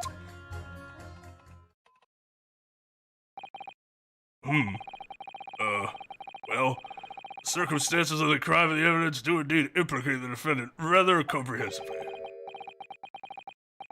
The storeroom, locked from the inside, in which the victim and the accused were discovered alone, and in the accused's hand, the fatal revolver, the firing of which was heard by these witnesses. Not to mention this print. Take it from a chap who's seen action on the battlefield. That young girl's on the verge of pulling the bally trigger.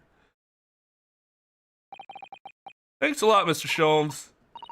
Oh dear, Hurley's cameras are supposed to help, not hinder. I'm afraid you have an uphill struggle. I'm afraid I think you have an uphill struggle ahead of you. Gina didn't shoot Mr. Windybank. Which means there's more to this situation that we've yet to see. Agreed! You have the floor, counsel. Proceed with the summation examination.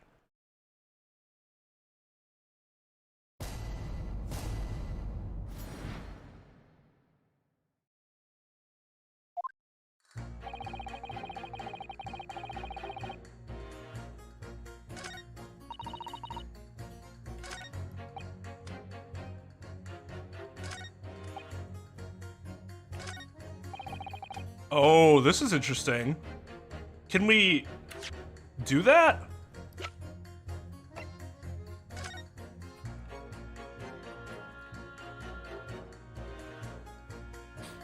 I don't know, we don't have multiple photos, so we can't do the little trick or whatever.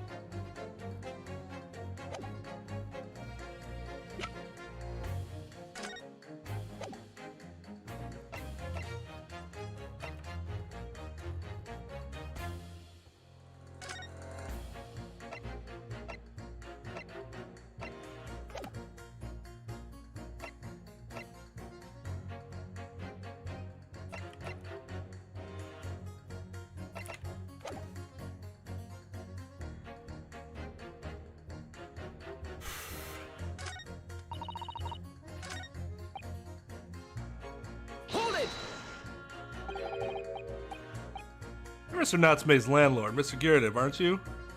We really must stop meeting like this. Ah, you're that lawyer chap. Well, there's a turn up for the books. Yes, rather turbulent time we had back then. Extraordinary events took place at your house, that's for sure. Luckily, Mr. Sholmes and I were able to get to the bottom of it all. I think we did rather a lot for you, didn't we? I mean, obviously. I wouldn't be suggesting that therefore you should change your leaning to not guilty or anything. Can't be denied, I suppose. Curse of the Gyaradev house was the talk of the town after that business. Rogers moved out, but I couldn't get a bally soul to take up the tenancies. Oh. Haven't had the heart to break the news to Jonah yet. Bad enough that the old girl is clapped up. Yes, can't be denied. You did do rather a lot, but not for us. That's for dash certain. I suppose not. Of course, there can be no suggestion of that being the reason I'm leaning towards guilty here, obviously. Obviously, but honestly, I really wish you'd pay more attention to the trial, unless to juror number 2. Well, sorry, Rinosuke, you went to a very worthless line of questioning and thus got worthless answers. Polishing the bench, I see again. Asking irrelevant questions, I see again. On my way to the market, I have to pass the East End. The place is full of beggars, pick-pursers, and crossmen, the scum of the earth. A little harsh, perhaps. Let me be plain. If it were up to me, all those back slums would be made spick and span or eradicated. At least we have people like that great detective working to achieve these important goals. You're referring to Mr. Herlock Sholmes? That's right. I like to keep abreast of his exploits by reading Rant's magazine in between my duties. He does wonders cleaning up London streets. In my opinion, he should be declared an honorary maid of the capital. Mr. Sholmes, the maid? It's really quite unforgivable. Gutter scum having the audacity to shoot our very greatest detective. Minor detail. It was the 2 brothers in the stand who shot Mr. Sholmes, not the defendant. A minor detail indeed. They're all gutter scum as far as I'm concerned. Well, it just might be handy to get the facts straight anyway. Yes, alright. I shall amend my statement.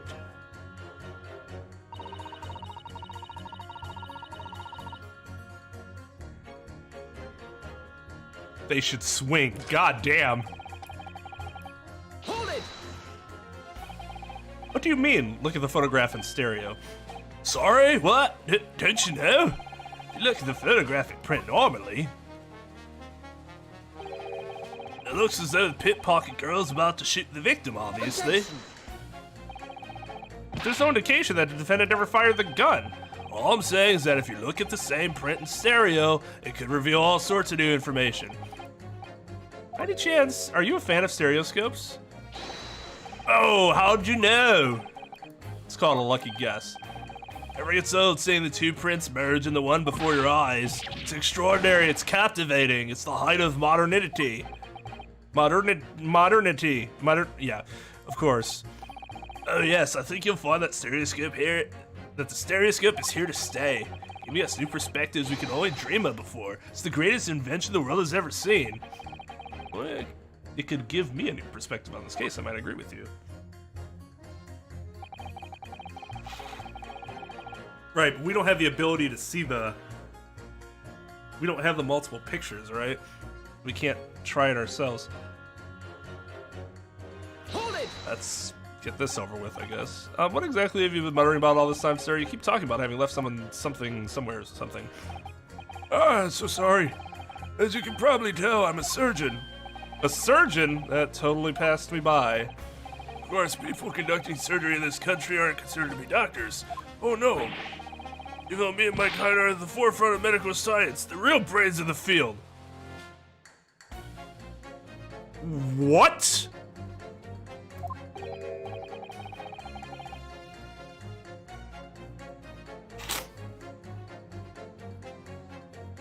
Doctors are not surgeons?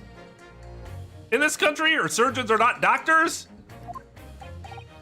Oh, well, that's embarrassing to be honest. You see, I was operating on someone yesterday. Standard thing, went through the abdomen. When I finished the procedure, I couldn't find my scalpel anywhere. What? Did he? Surely not. Exactly, surely not, you say to yourself, don't you? Worrying, isn't it? That's what's been troubling me this whole time. Could I really have left my scalpel inside the fellow's belly? No, of course I couldn't.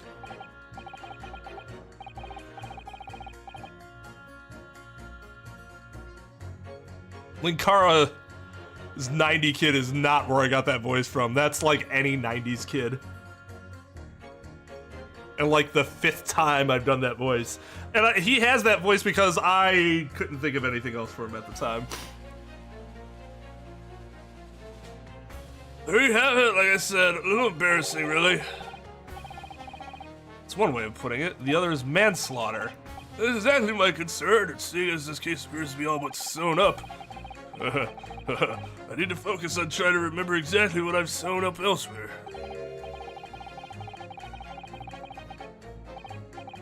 Oh, I'm sure I made sure everything was back as it should be. Well, this you can be without sure. I'm sure you need to be more sure. Hold it!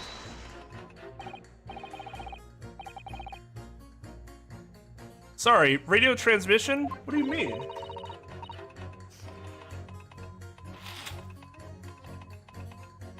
Are you from East End? Stop. Yes, from the Empire of Japan. All communication with Far Eastern nations used to take place by mail. Royal Mail steamers take more than a month to complete their journey. Stop. But now we have the electric telegram, so we can send messages using electrical signals. Thousands of miles of cables have been laid along the ocean beds, connecting the entire world. Thousands of miles of cable? On the ocean bed? That makes my head hurt just thinking about it. You're well informed, young lady. The cables will soon be a thing of the past. Stop. Just when I was starting to catch up. Radio transmission is the future. Stop. Messages carried over airways into 4 corners of globes. Stop. Excitement growing. Stop. Atmosphere electric. Stop. Right. Try not to wear out your fingers. Era wireless telegraphy. Stop. Driving technological evolution. Stop. And people say inventions like the stereoscope are the height of technology. What utter piffle. I can't understand it. I really can't. They're just silly toys. Oh, God. Hey, relax. Excuse me. Juror number 3, sorry to interrupt when you're obviously fuming, but... What? You perhaps have something to say about juror number 5's last remark? As if I couldn't guess. Oh, you bet I do. Say that again. Fucking go on. I dare you. Say what again? Goodness, are you talking to me? I think he just might be, yes. You think stereoscopes are just toys, do you? Huh? Absolutely, I mean, really, a machine to view photographs in 3 dimensions? Why on earth? Why would you just not just use your eyes to look at the world around you? It's all 3-dimensional. What a great way to appease the man. No, I'm sorry, stereoscopes are of no practical use at all.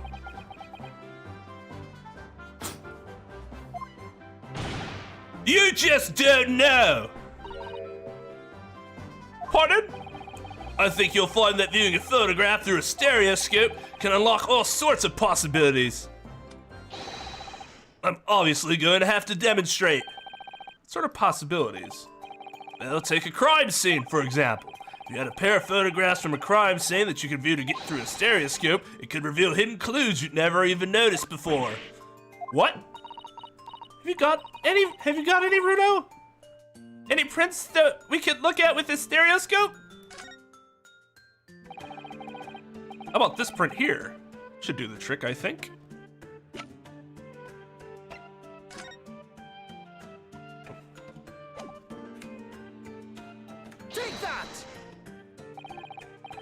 All right, then, juror number 3. Are you saying you can do this without any suitable? You can do this with any 2 suitable photographic prints? Of course I can. Very well then. I'd like you to demonstrate. I'd be delighted to. Just give me one more print and I'll amaze you all. Wait, do we have...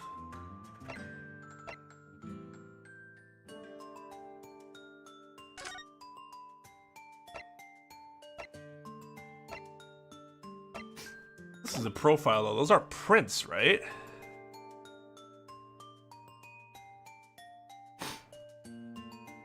No, but they are photographic prints, because it...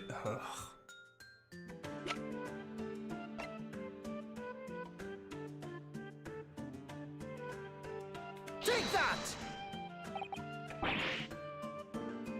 Wait, sorry. What do you mean one more print? Oh dear, don't you have these in the Far East? Do you know how a stereoscope works? Bruno! What? You need 2 photographs from a stereoscope, remember? Yeah, I know. We don't have to, though. You know, one for the left eye and one for the right. Oh yes, I remember now, but the print we have for the pawnbroker is just a normal photograph. No, I think you'll find that the clue's in the name. It's a stereoscope, not a monoscope. You always need 2 prints. So give up, where's the other fucking photo from the other? Thanks for the friendly explanation. Well, if we obtain another print at some point later in the trial, we can always show it to this young man then. Ha ha ha! Think you'll find that know-it-all expression is really starting to annoy me. Let's get things back on track, shall we, Counsel?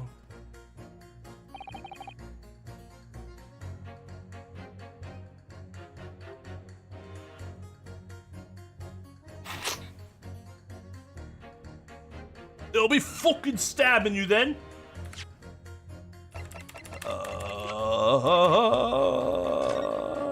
Okay, they don't have the... Okay.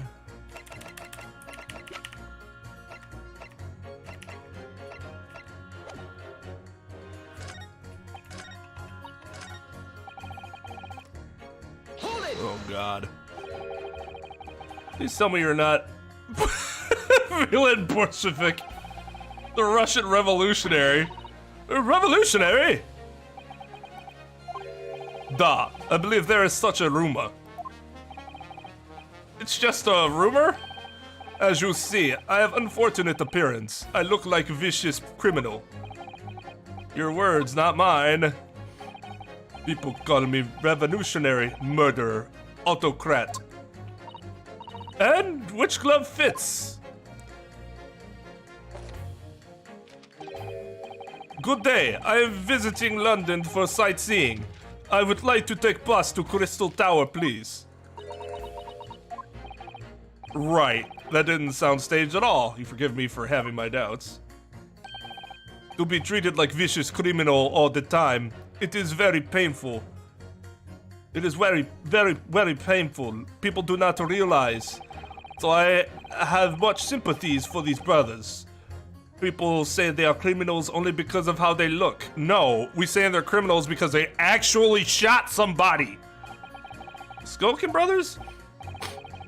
Duh, maybe they went inside pawnbroker's shop, but they have done nothing wrong. That is all I want to say. Skulkin brothers did nothing wrong that night? Alright, well, first of all, that's one not so little misunderstanding I'll need to clear up straight away. Tell me something, Iris. Huh? What is it, Bruno? The jurors are chosen at random from the inhabitants of London town, aren't they? Yes! It's amazing, isn't it? In that case, how is it that there's a Russian tourist sitting among them who looks looks all the world like a Hold on. How is it that there is a Russian tourist sitting among them who looks for all the world like a revolutionary? I wish I knew. All right.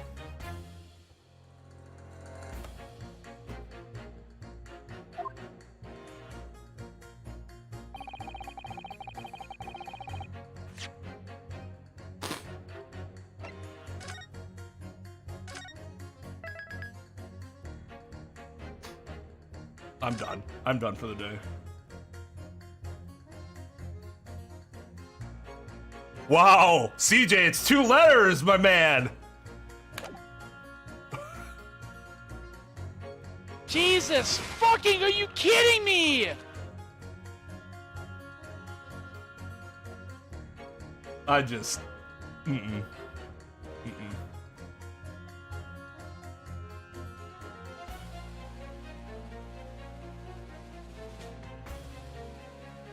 I mean, I'm not in any rush.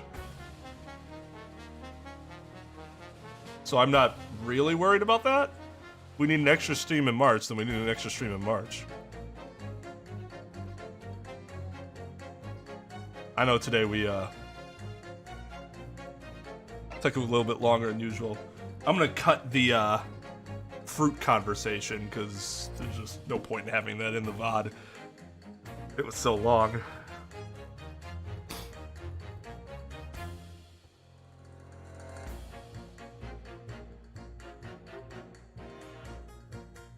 Yeah, I am rage quitting. Just for today, though. We'll be back Wednesday. Or, Friday. I just need... I can't continue to play the game when I'm in such an angry state of mind. I need to take a little break, come back, and then be able to enjoy the rest of this chapter. That's going to be my plan. So... Earthbound tomorrow. Great Ace Attorney Friday.